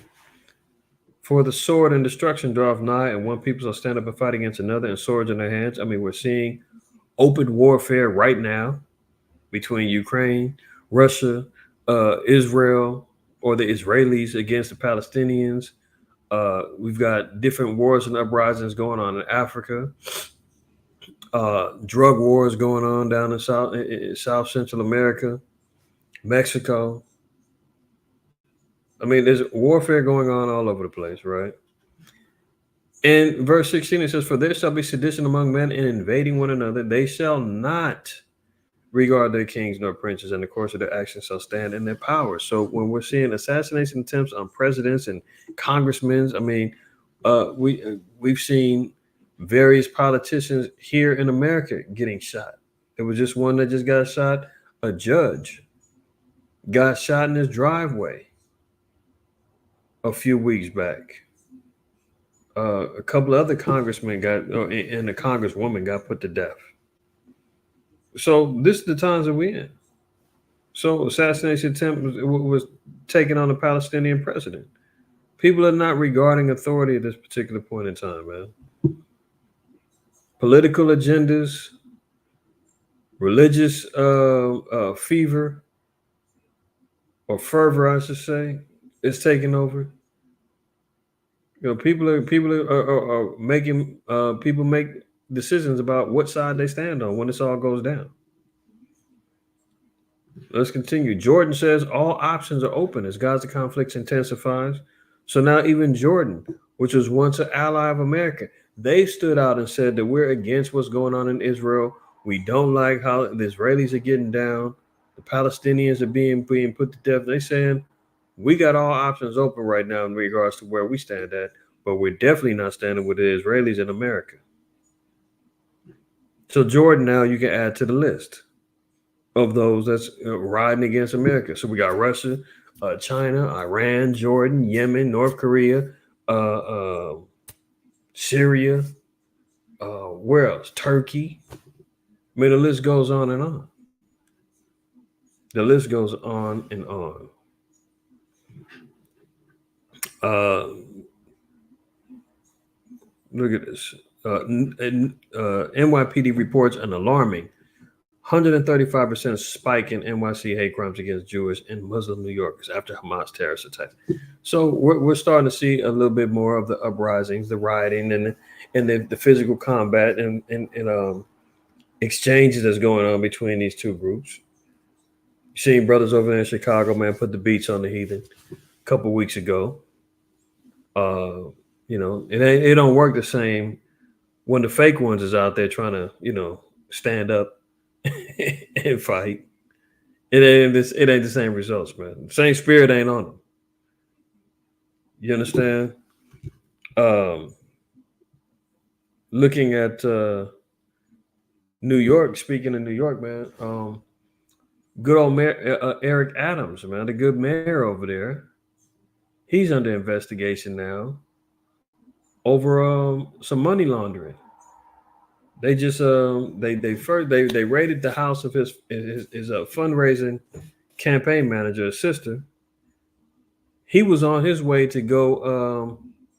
Where was he going? He was on his way to.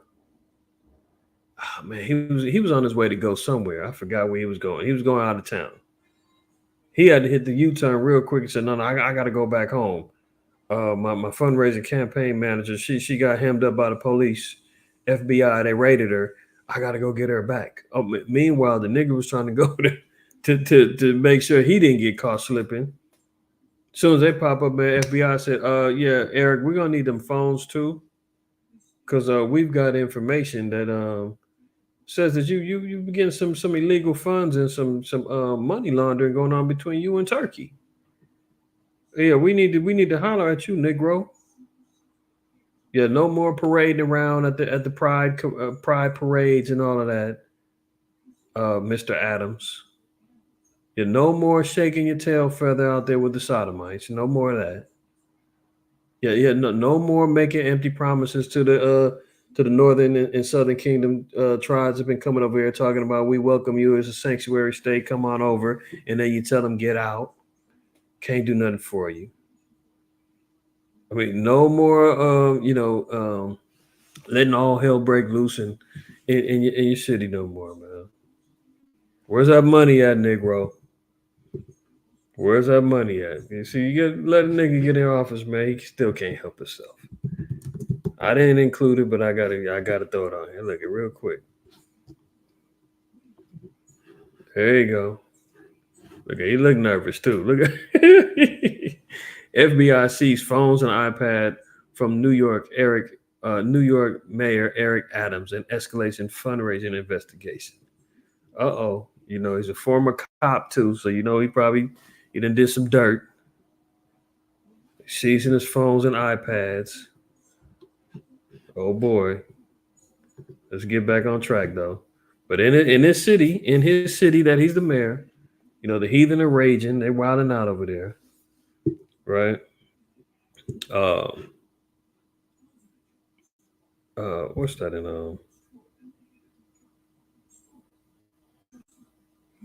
Yeah, it's in I know Psalms 2. There's another one. Psalms 46.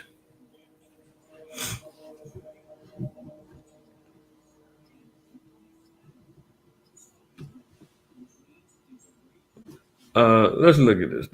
Psalms 46 and 4, we'll read down. It says, there is a river, the streams whereof shall make glad the city of the Most High, the holy place of the tabernacle of the Most High. The Most High is in the midst of her. She shall not be moved. The Most High shall help her and that right early. So the Most High is preserving, our land, preserving everything in righteousness and judgment, right? But verse 6, look at this. The heathen raged. The kingdoms were moved. He uttered his voice. The earth melted. This is how the power of the Most High works. We see everything that's happening in the earth, man, is because the Most High is pushing buttons in order to bring forth our salvation. The children of Israel are waking up, fearing the Most High, seeking his face 10 times or more, repenting, changing our ways for the better. And that can only make the Most High make a shift, what they call a paradigm shift, where now the tables are being turned. We're coming up. We're rising up. We're waking up. And as much as the damn white man wants to hijack it and say, oh, woke, no. Yeah, we're the ones who've been asleep, man. We're the ones who've been asleep. We're the ones who need to be awakened, not the rest of these damn heathen. They want to hijack the terminologies and all of that. Everything we do, they want to take and manipulate, take credit for, as usual. And now when they got themselves looking at themselves in the mirror, they're biting each other like rabid dogs, man. The heathen out there raging. They fight in the streets. They launching wars against each other. Now you got the kingdoms being moved. And the Most High said he utters his voice and the earth will be melted. All the Most High got to do is give the word. And it's a wrap. Right? In Psalm 2, the other precept,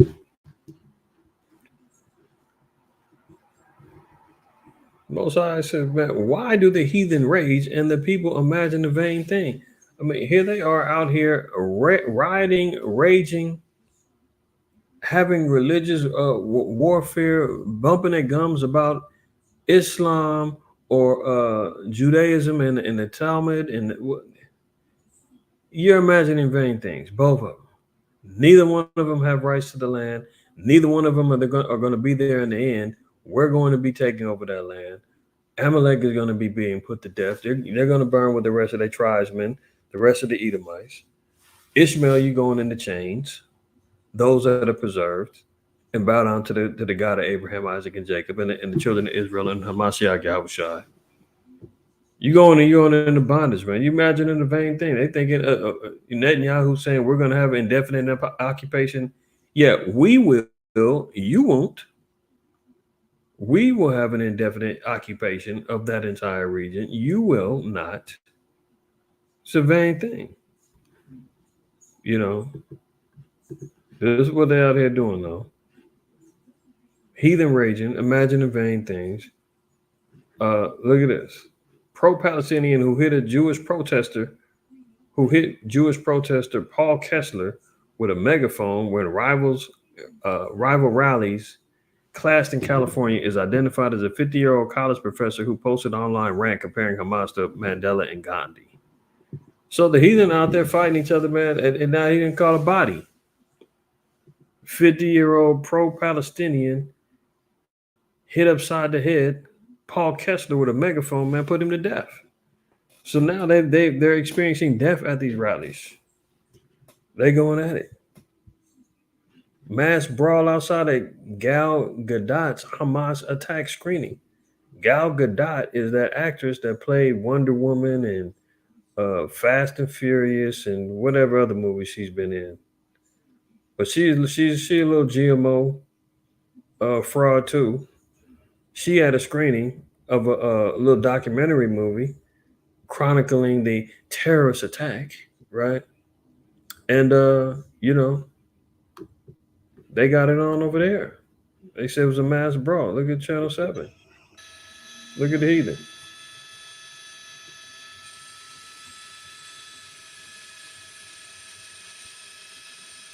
Esau's finished, man. These dudes, Plumber's crack hanging out, man. They going at it though.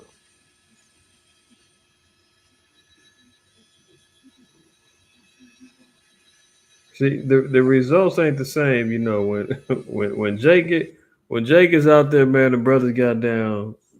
You seen one crowd moving one way, and the brothers moving towards that same way. You seen, you know, flags getting taken and somebody getting hit upside the head with their own flag and thrown back at them. You know, they over here rumbling and falling all over the damn place, man. Look at the heathen raging. But this is it though. Most I said, man, you see roars and uproars of the people. This is global. I love it. I love the heathen fighting each other, man. Go ahead. Make our job easier. Look at the police. They finally come in. They let them rumble. Come on, break it up, guys. All right. We don't want to get hit. Look at this heathen. They got to escort him up out of there. So this at her little movie screening, her little documentary screening. This little heathen Palestinian man, I don't know what he is. He got hit with the mace. He's trying to, you know, calm it down with some milk. Look at the heathen, man. It's ridiculous. But they out there raging. They're out there raging. That was the little brawl, but that's how the Most High said it's going to be going down like that. Black Lives for Palestine. Can you imagine? Every time there's a matter of oppression, man, a damn Negro got to stick their fat, wide nose up in there, big lips. Come on, yeah, I got to talk about my people, man. We got to go. Who oppressing you? You too? Hey, we'll come over here and we'll fight for you. We ain't got to join every damn cause. We constantly getting used and abused, man. We constantly getting taken advantage of. And now we want Black Lives for Palestine. Now no longer is it Black Lives Matter, and we know and seen what that debacle ended up turning into. Now they're trying to compromise it and turn it into Black Lives for Palestine. U.S. activists find a common cause. Oh, we're both being oppressed by the white men. We're both being. You know what? We need to stop this stuff, man. So-called black folks, man, Hispanics, Native Americans, man, stay out of damn heathen business. You ain't got no business over there trying to fight and march, picket, and riot and help them with nothing. Let them fight their own damn battles. They're constantly leeching off of the blueprint, leeching off of everything that we do, every little movement that we have, from civil rights to marching to picketing to hell no, we won't go to Ungawa, Black Power, and you know, what's the other little chants that we got going on?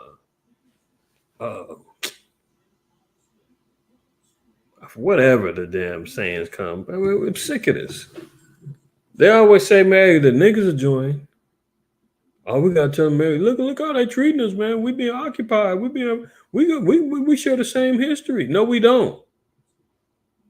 You forget that the damn Israelites helped put you into slavery and bondage? You forget that the Israelites was cutting off the rods of our men and making them eunuchs? Cutting off the seed? You forget that they still be calling you, you know, discriminating against you? You going inside of their convenience stores and stuff? I mean, come on, man. Proverbs 5 and verse 15 says, drink waters out of thine own cistern and running waters out of thy own well. Let thy fountains be dispersed abroad and rivers of the waters in the streets. Let them be only thine own and not strangers with thee. See, the Most High said you got to be selfish, man. It ain't about trying to share and share your story, your war stories, and sharing your oppressive commonalities with the heathens. And no. The Most High said, let them be thine own, man. We ain't got to be sitting back trying to fight battles for them and, you know, Black Lives for Palestine. Oh, that rhymes. You know, niggas love rhyming. You love all the damn things. Enough with that. 1 Thessalonians 4:11 says, and that ye study to be quiet and to do your own business and to work with your own hands as we commanded you. See, when it comes down to walking in this gospel, when it comes down to walking in truth, and let alone walking in your business, Negro, Hispanic, Native American, we got our own struggles, man. We got our own problems that we have yet to overcome. We've still got inner city crime, massive drug use. We still got prostitution and harlotry going on in our communities. We still got pimping. We still got systematic oppression when it comes down to last hired, first fired, dealing with jobs, being discriminated against with getting business loans and credit cards and car loans and mortgages. We got our own damn problems, man. We still getting beat and killed in the streets by the police. I mean, I forgot the brothers' channel, man, but these brothers there's a couple of channels, man, that dedicate their channels to nothing but the injustices that happen to our people. And it's damn near every day they got a story to talk about. So if that is become endless content for brothers to make on the internet, I forgot the brother's name. The brother's what's the guy's channel? I would plug it, but some of y'all probably already watched the channel anyway. I'll remember it next time. Shar, man, if you know the brother's channel, man. I know Philip Scott. I don't know the African diaspora. I know he got a channel. That one just came to me. What's the other brother? Dr. something? He always doing I don't know the name of his channel. But you can put it in the chat, man. I can't remember the brother's channel, but these guys, man, got nothing but the black struggle, plight, Karen and Ken stories all damn day. I mean, what business do we have to be worrying about fighting these damn heathens battles, man? Forget all of that. Most High said, man, stick to your own. Getting back, he said, now you study to be quiet and work with your own hands.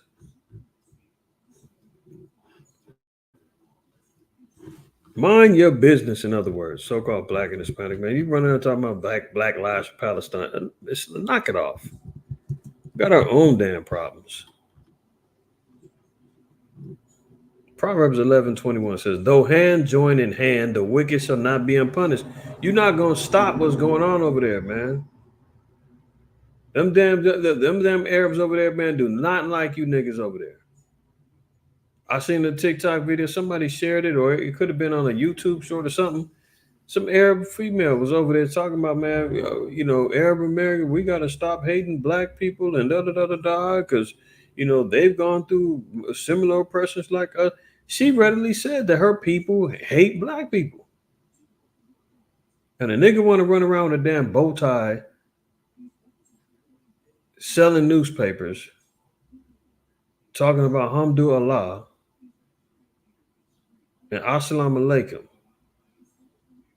And them Negroes, man, they don't like you, and that religion ain't for you. They're not going to go unpunished. Ishmael has a debt to pay. Amalek, debt to pay. Ham, debt to pay. You can hold hands, man. You can change your name. You can do all of it. The Most High said, man, they're not going unpunished. But guess who will be delivered? But the seed of the righteous shall be delivered. Not the spirit of the righteous, not he who is right. The seed, man. It's going back to bloodline. It's going back to 1 Chronicles 9:1. All Israel is going to be reckoned by genealogy. Romans 8:16 says that our spirit is going to bear witness that we're the children of the Most High. The curses is going to testify the whole shebang. The scattering, all of the above, man. You say the video of the Arab trying to sell. Now I haven't seen a video of an Arab trying to sell a black baby, but man, they're heavily still involved in the slave trade still to this day. Some of them they've been trafficking some of the Sudanese, the Africans over there. So I mean, they ain't stopped. The merchantmen of Arabia, they still doing the same thing. But black folks want to run around and grab every little cause that they can. Jumping in on a little bandwagon. Let's talk about it. What happened here? Hold on, y'all. Gotta figure out what's happening with this thing. So clearly, we're going to read it like that because it was overlapping. So it's lucky. All right, so let's jump back real quick. Confronting anti-black racism in the Arab world. Can I read that one more time? Confronting anti-black racism in the Arab world. Hello? There is anti-black racism in the Arab world, but the Negro want to run around with a damn Palestinian flag talking about black lives for Palestine. Get the hell out of here. And they sitting back saying, yeah, nigga, fight our fight for us. That's not happening. Look, the Arab slave trade is a fact of history, and anti-black racism in the region is something that must be addressed. And this is coming from a Palestinian woman. See that? Susan Abu Hawa is a Palestinian writer.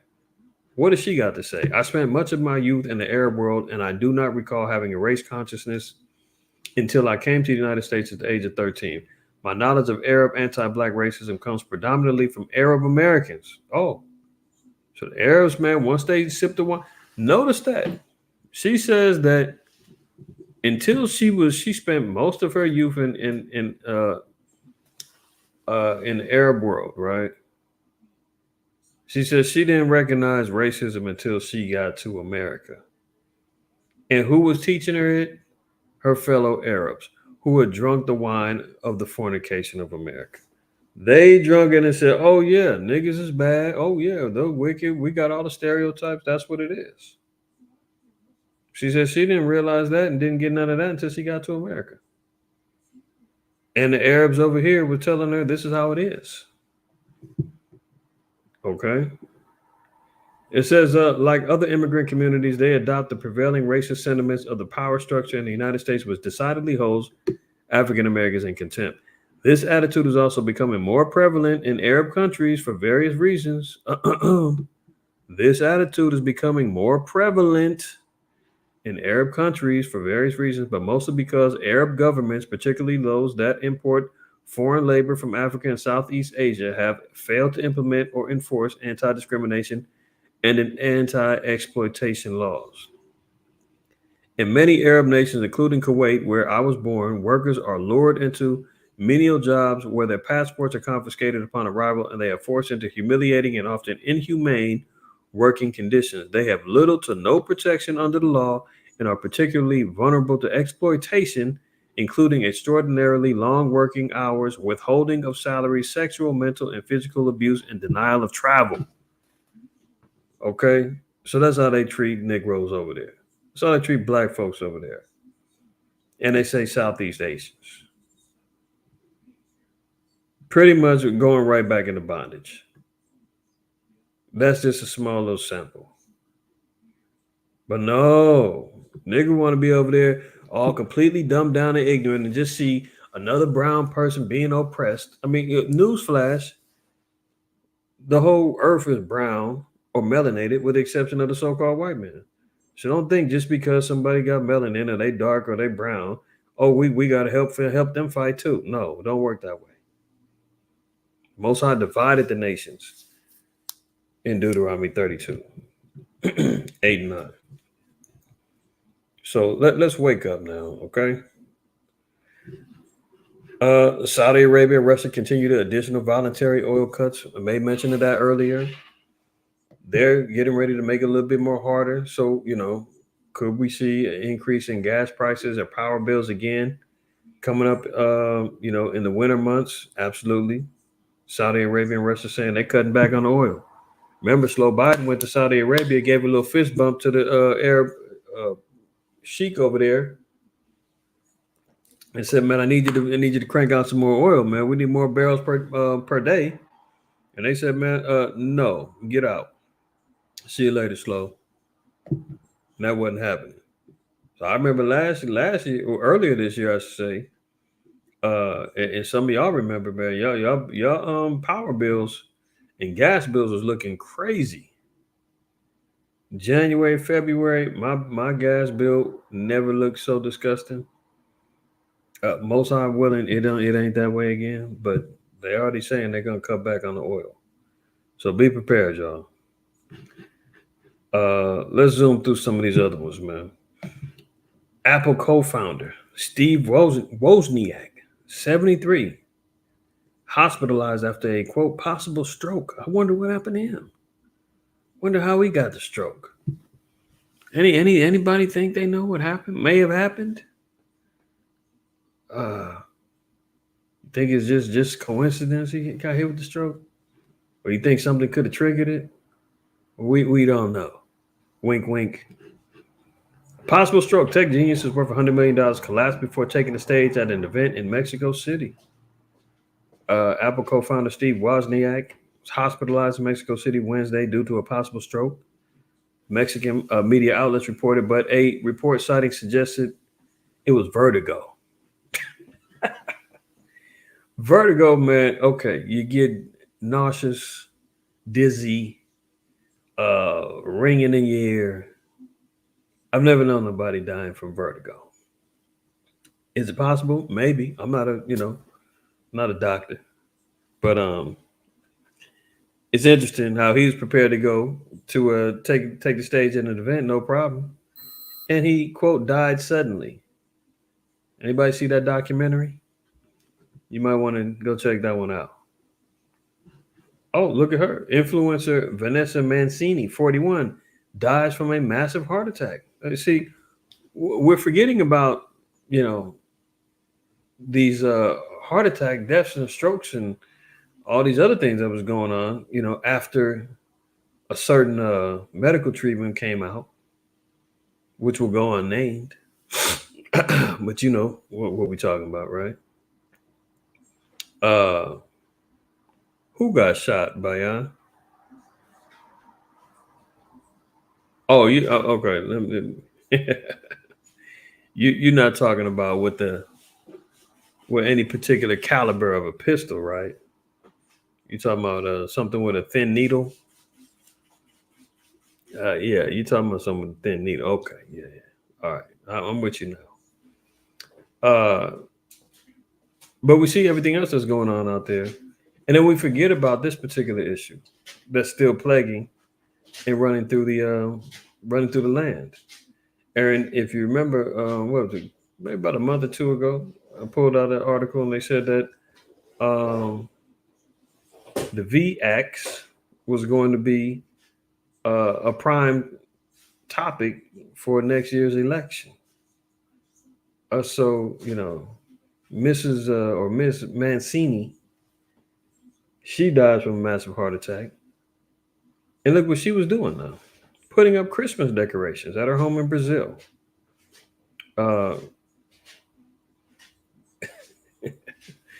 What do you think? If she wasn't celebrating Christmas, do you think that still would happen?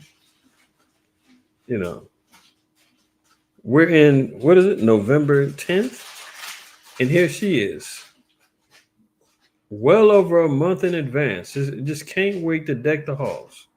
Can't wait to go out there and celebrate. Can't wait to go out there and sing the Christmas. Can't wait to turn on Mariah Carey and let her bring in a little Christmas. Month and a half in advance, man, her goofy butt setting up Christmas decorations and a massive heart attack hits her, man. That's the Most High for you. That's the Most High. But nonetheless, I wonder if she got treated by that VX, Now look at this. This was ridiculous, right? Stare down. The killer mom, Tiffany Lucas, 32, scowls in her mugshot after shooting dead her children in Shepherdsville, Kentucky home. If y'all can see the picture right here, man. Two cute little boys, 9 and 6 years old. The 9-year-old man looks like my little cousin. He's a little older now, but he's still, what's he? He's about 11. He might be 11. Looks just like him though. And if you see this, man, this little demon Edomite white broad out of Kentucky. Reading the article, somebody left a comment, said, "Oh, now the kids could be joining their father. So apparently, the baby daddy got put to death. This demon killed both of her sons as they lay sleep in the bed. The reason why you see the contrast of the picture is this how Jake gets seduced. You see, it's how Jake, man, and Solomon laid it out smooth.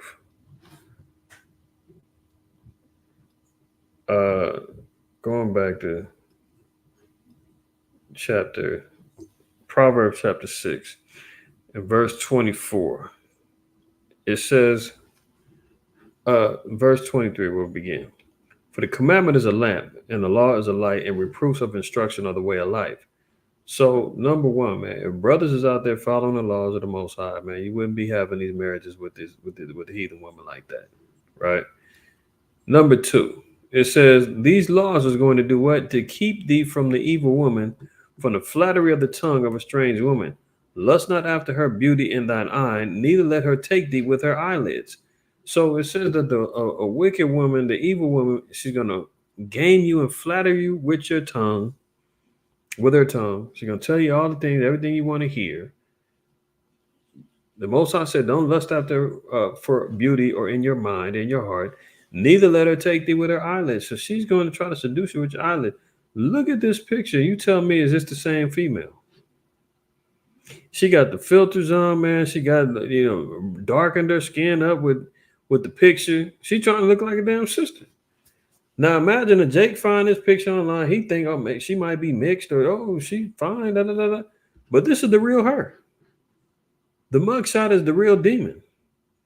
When you take this home and you wipe off the makeup and everything else, man, you see the fangs come out and the horns pop up. This is the dark and deep contrast of this individual woman. And some Jake then got seduced by this, wound up with this, and now he got two sons that's deceased.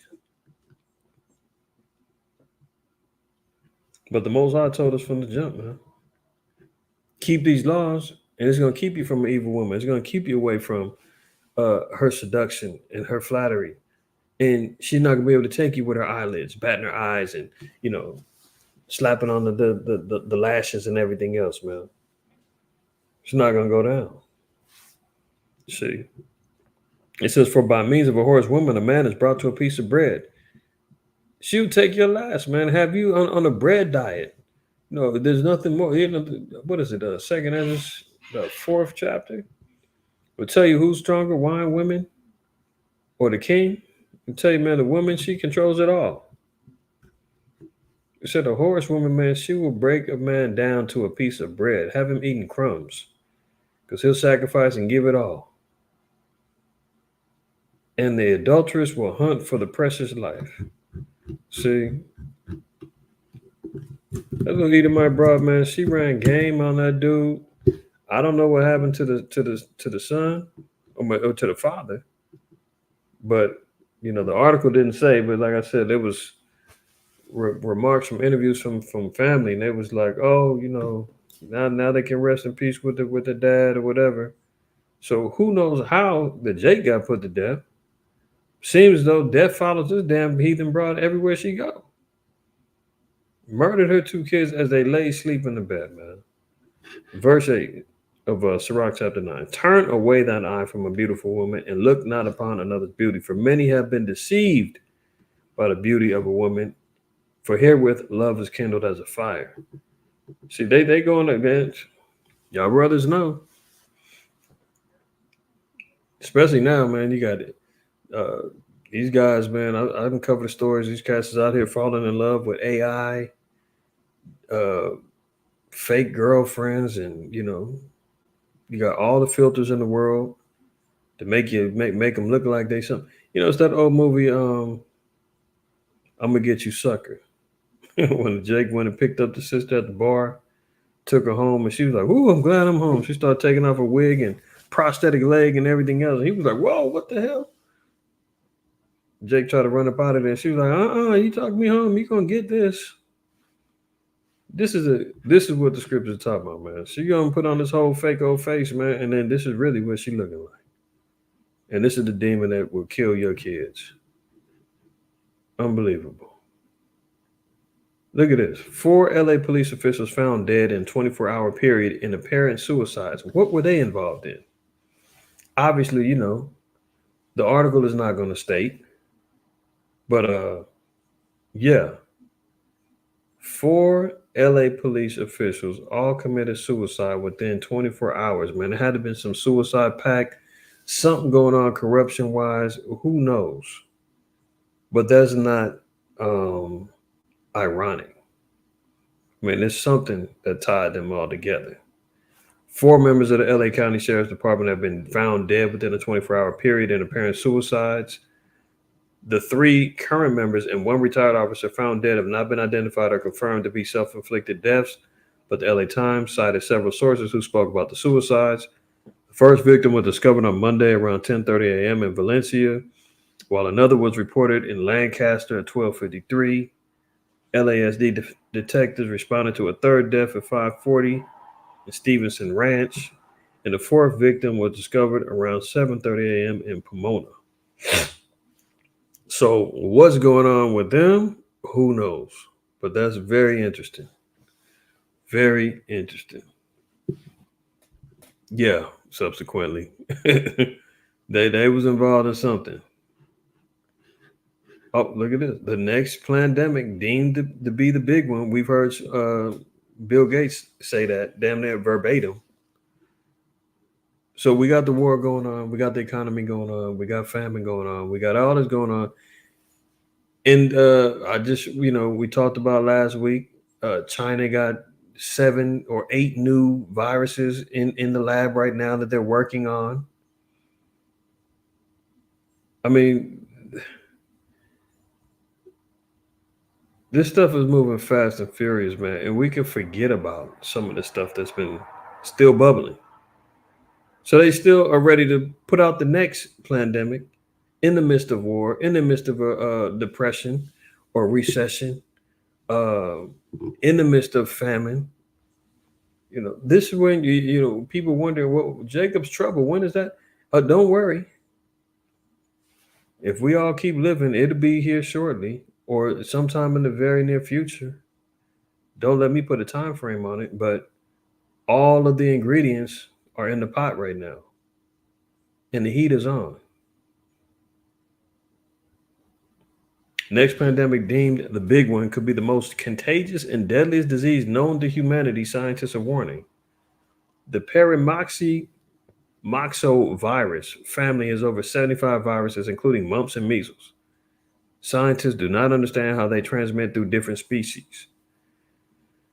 So you can forget about Marburg, the C-Rona. You can forget about they already got the next one ready to rock. Just a matter of how and when he's going to deem it the time to put it out.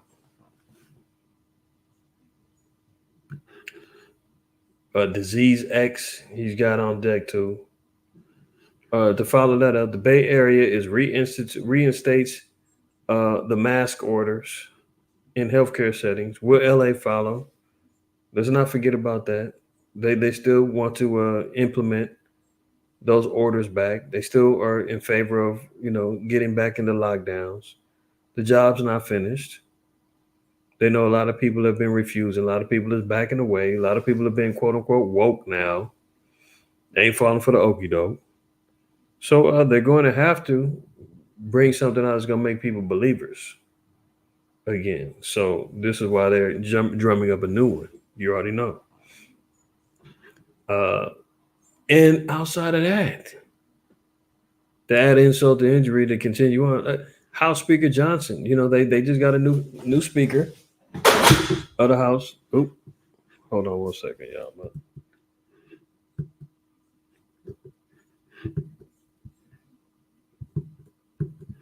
Give me 1 second. Come on. Light trial.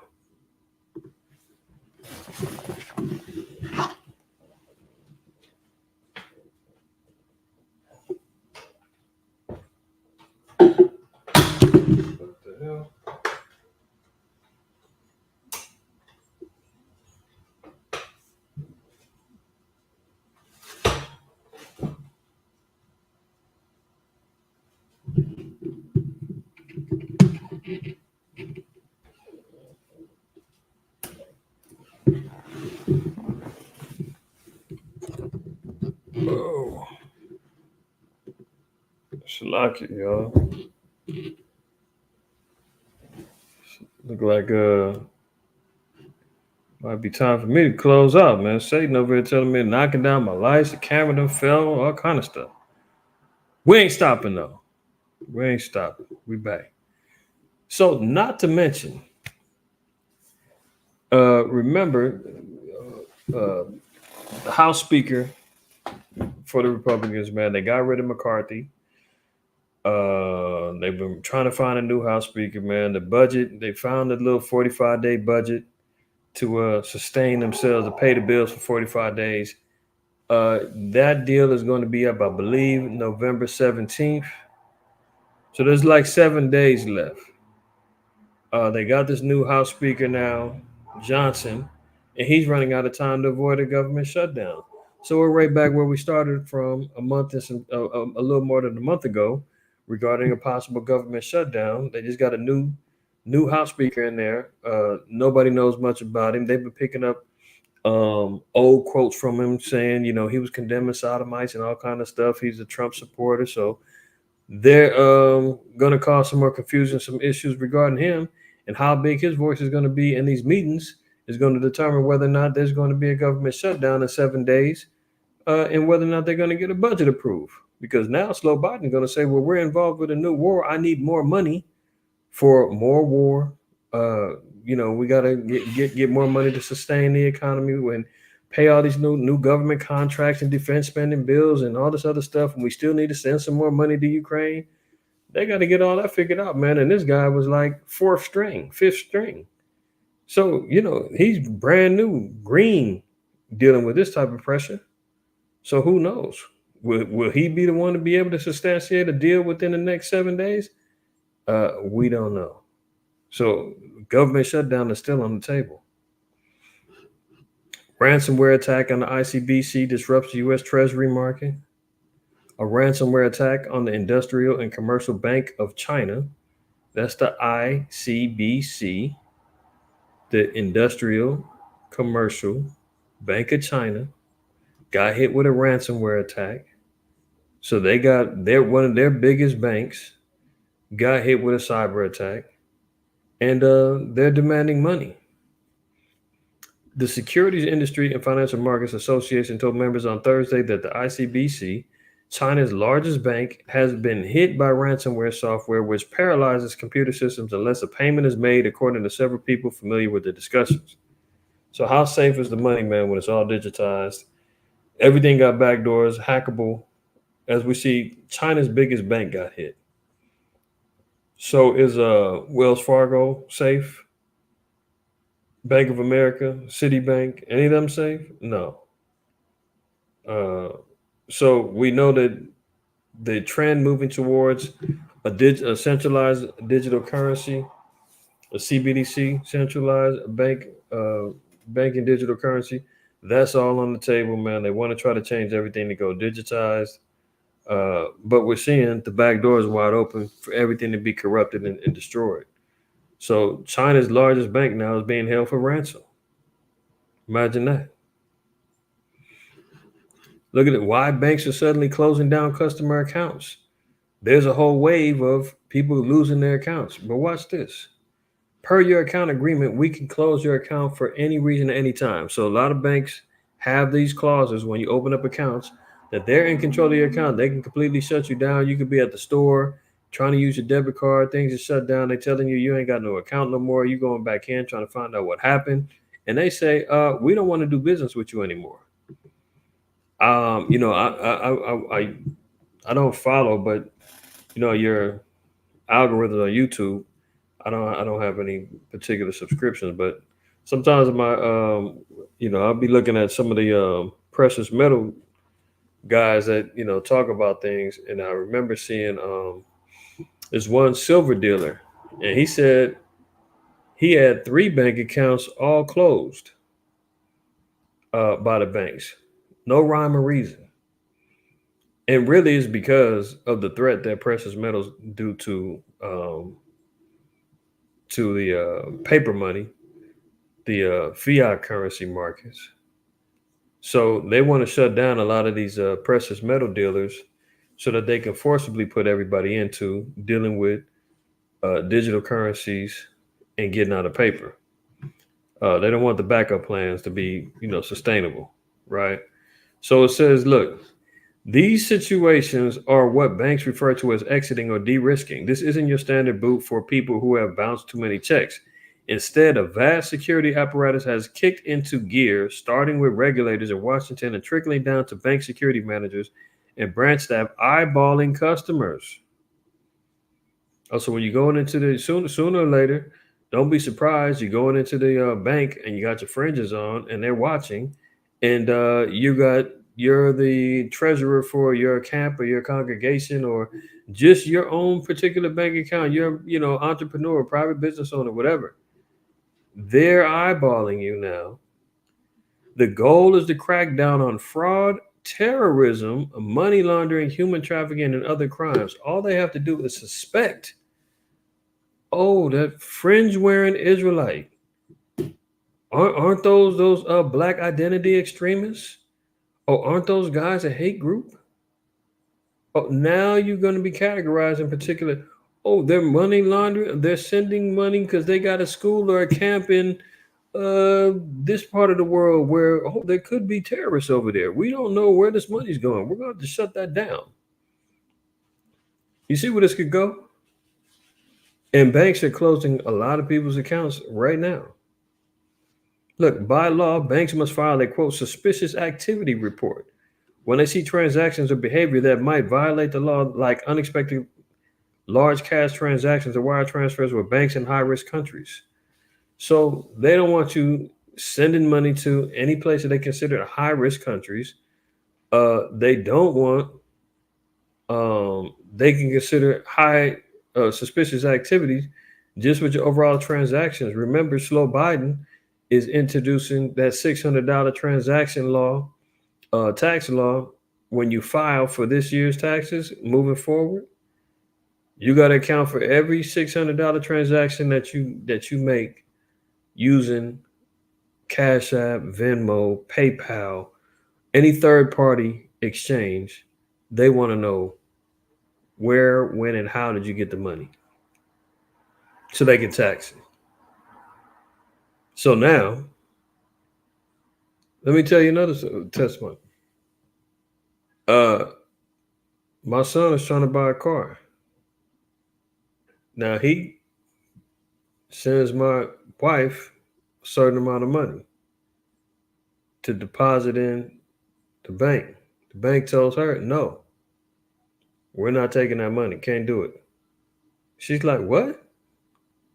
I'm depositing money in my, what are you talking about? Yeah, no. We can't accept that money. We don't want that. So she reduces the amount. Then they say, okay, we'll take that. So automatically, I'm already knowing they already are regulating and monitoring what's going on with my account and what they are ready to deal with and not. And any quote unquote suspicious activity can get filtered on the report and be a problem. Okay. Let's look at a couple more before we close out. WeWork, once valued at $47 billion, is filing for bankruptcy. I mean, this was a huge company, man. They was worth $47 billion a couple of years ago. Now they're filing bankruptcy.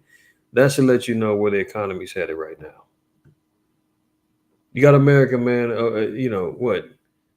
Damn near $1 trillion in debt. $30 trillion in debt, is it? Might be at 31 now. You got multi-billion dollar companies, man, filing for bankruptcy in a matter of years because they can't sustain no more. We just seen the jobs report is down. Unemployment is up. And Slow Biden says everything's working according to plan.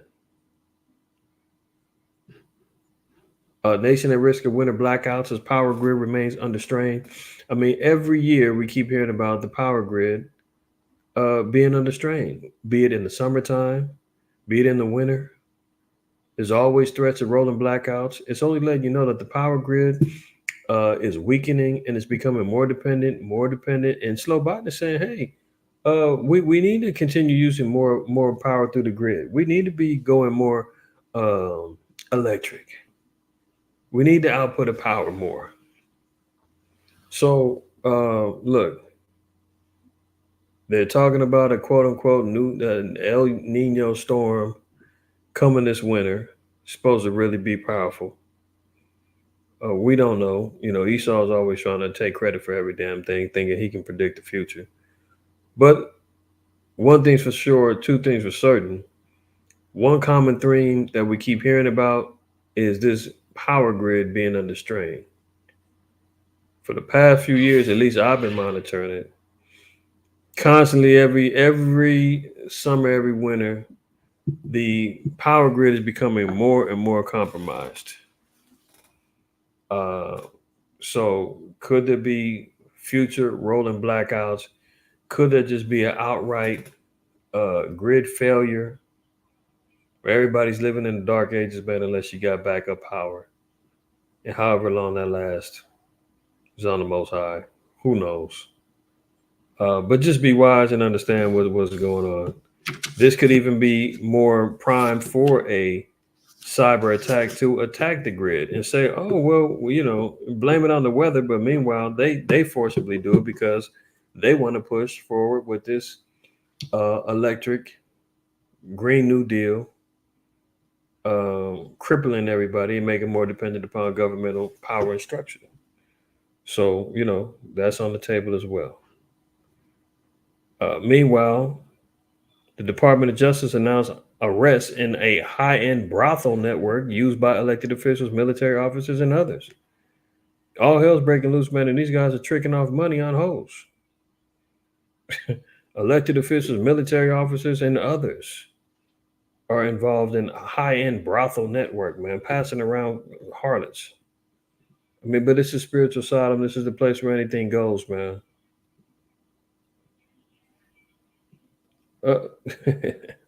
For my wrestling fans, y'all know who that guy is. But the so-called white man in science says they found a Neanderthal man. Face to facts, a softer face of a beardy Neanderthal man who lived 56,000 years ago, unveiled along with a surprising feature of a human cousin. So here's an old Neanderthal man. You know, this is all AI. This is all BS. You know, number one, the Earth ain't 56,000 years old. So we know he's already BSing about that. But here he goes, man. The Neanderthal man, the caveman, Esau, in other words, man of the mountains, caves. You understand? Job 30 tells you about him. Genesis 36, and him living in the mountain regions of Seir. Obadiah, dwelling in the clefts of the rocks. Here he goes. It says this is what the Neanderthal man would look like, and his cousin would look like this. Would look like Hacksaw Jim Duggan. If y'all remember him from wrestling days, here we go. Red and hairy. Look around his neck. He's all red and all of that, man. He shaved down and he's still hairy as all outdoors, man. This guy used to run around talking about hoe and carrying 2x4s. But very similar. So there goes his cousin, man. I mean, here's original Esau cousin, the Neanderthal man looking like Hacksaw Jim Duggan. Just thought that was funny. And there was a 5.3 magnitude earthquake, man, in West Texas earlier this week. We seen the earthquake in Nepal, earthquake in Jamaica last week.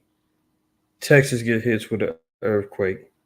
You're talking about earthquakes in diverse places, from Nepal to Texas to Jamaica, you name it. It's all over the place, man. It's all going down. All right. So if anybody remembers Hacksaw Jim Duggan, man, you let him know, man. He's purely Esau. Speaking of Esau, next time Most High permit, I'm gonna have to show y'all a little clip. I don't know if y'all have. I think it's on Paramount. There's a show called Lawman Bass Reeves, and that deals with the real Lone Ranger. Another thing the so-called white man has stole. The Lone Ranger was not some damn white man with a black mask riding around with an Indian called Tonto. The real Lone Ranger was Bass Reeves, a brother. But they got a series out, and I think it's only like on the second episode. Really good. I suggest it. There's a scene on there. I don't want to spoil it, but the first couple episodes, man, they definitely talk scripture. They deal with slavery. They deal with the oppression. They deal with him, kind of being in his Nat Turner spirit, fighting back against Esau. But there is I'm gonna just spoiler alert. There's a character in the movie named Esau, and can you imagine what he looked like? I'm gonna just leave it at that. So if y'all ain't seen Bass Reeves Lawman, uh, check that out if you can. If not, I'm gonna play a little clip from a scene from there. Most I permit, man. That's very interesting. Very interesting. Man. So with that, man, your brother's gonna go ahead on it and close out, man. All praise, honor, glory to the Most High, White House side, man. Appreciate y'all joining me on this Friday Night Lights, man. Staying up with me and going over this information, man. If you did not watch it live on this evening and you catch it tomorrow, man, a bless Shabbat to you, man. Hopefully you can lock in and catch on up with the rest of us. All right. So with that, I'm gonna go ahead and close out, man. Hopefully y'all have a blessed evening. It looks like they got a whole tribe of Edomites passing the Northern Kingdom. You talking about in the show? If you're talking about in the show, yeah, I think I did kind of notice that. But it did even show that, the relationship between Northern and Southern Kingdom. You know, Northern Kingdom, man, bringing in Southern Kingdom slave escapees. One particular scene, man, a sister found Bass Reeves as he'd been escaped from his plantation. She pulled up on him. He was passed out on the ground, uh, you know, destitute from thirst, food, the whole nine. So he passed out. She crept up on him and found him. She pointed the gun at him. She didn't know who he was. When he turned over and looked, she said, "Are you a Seminole?"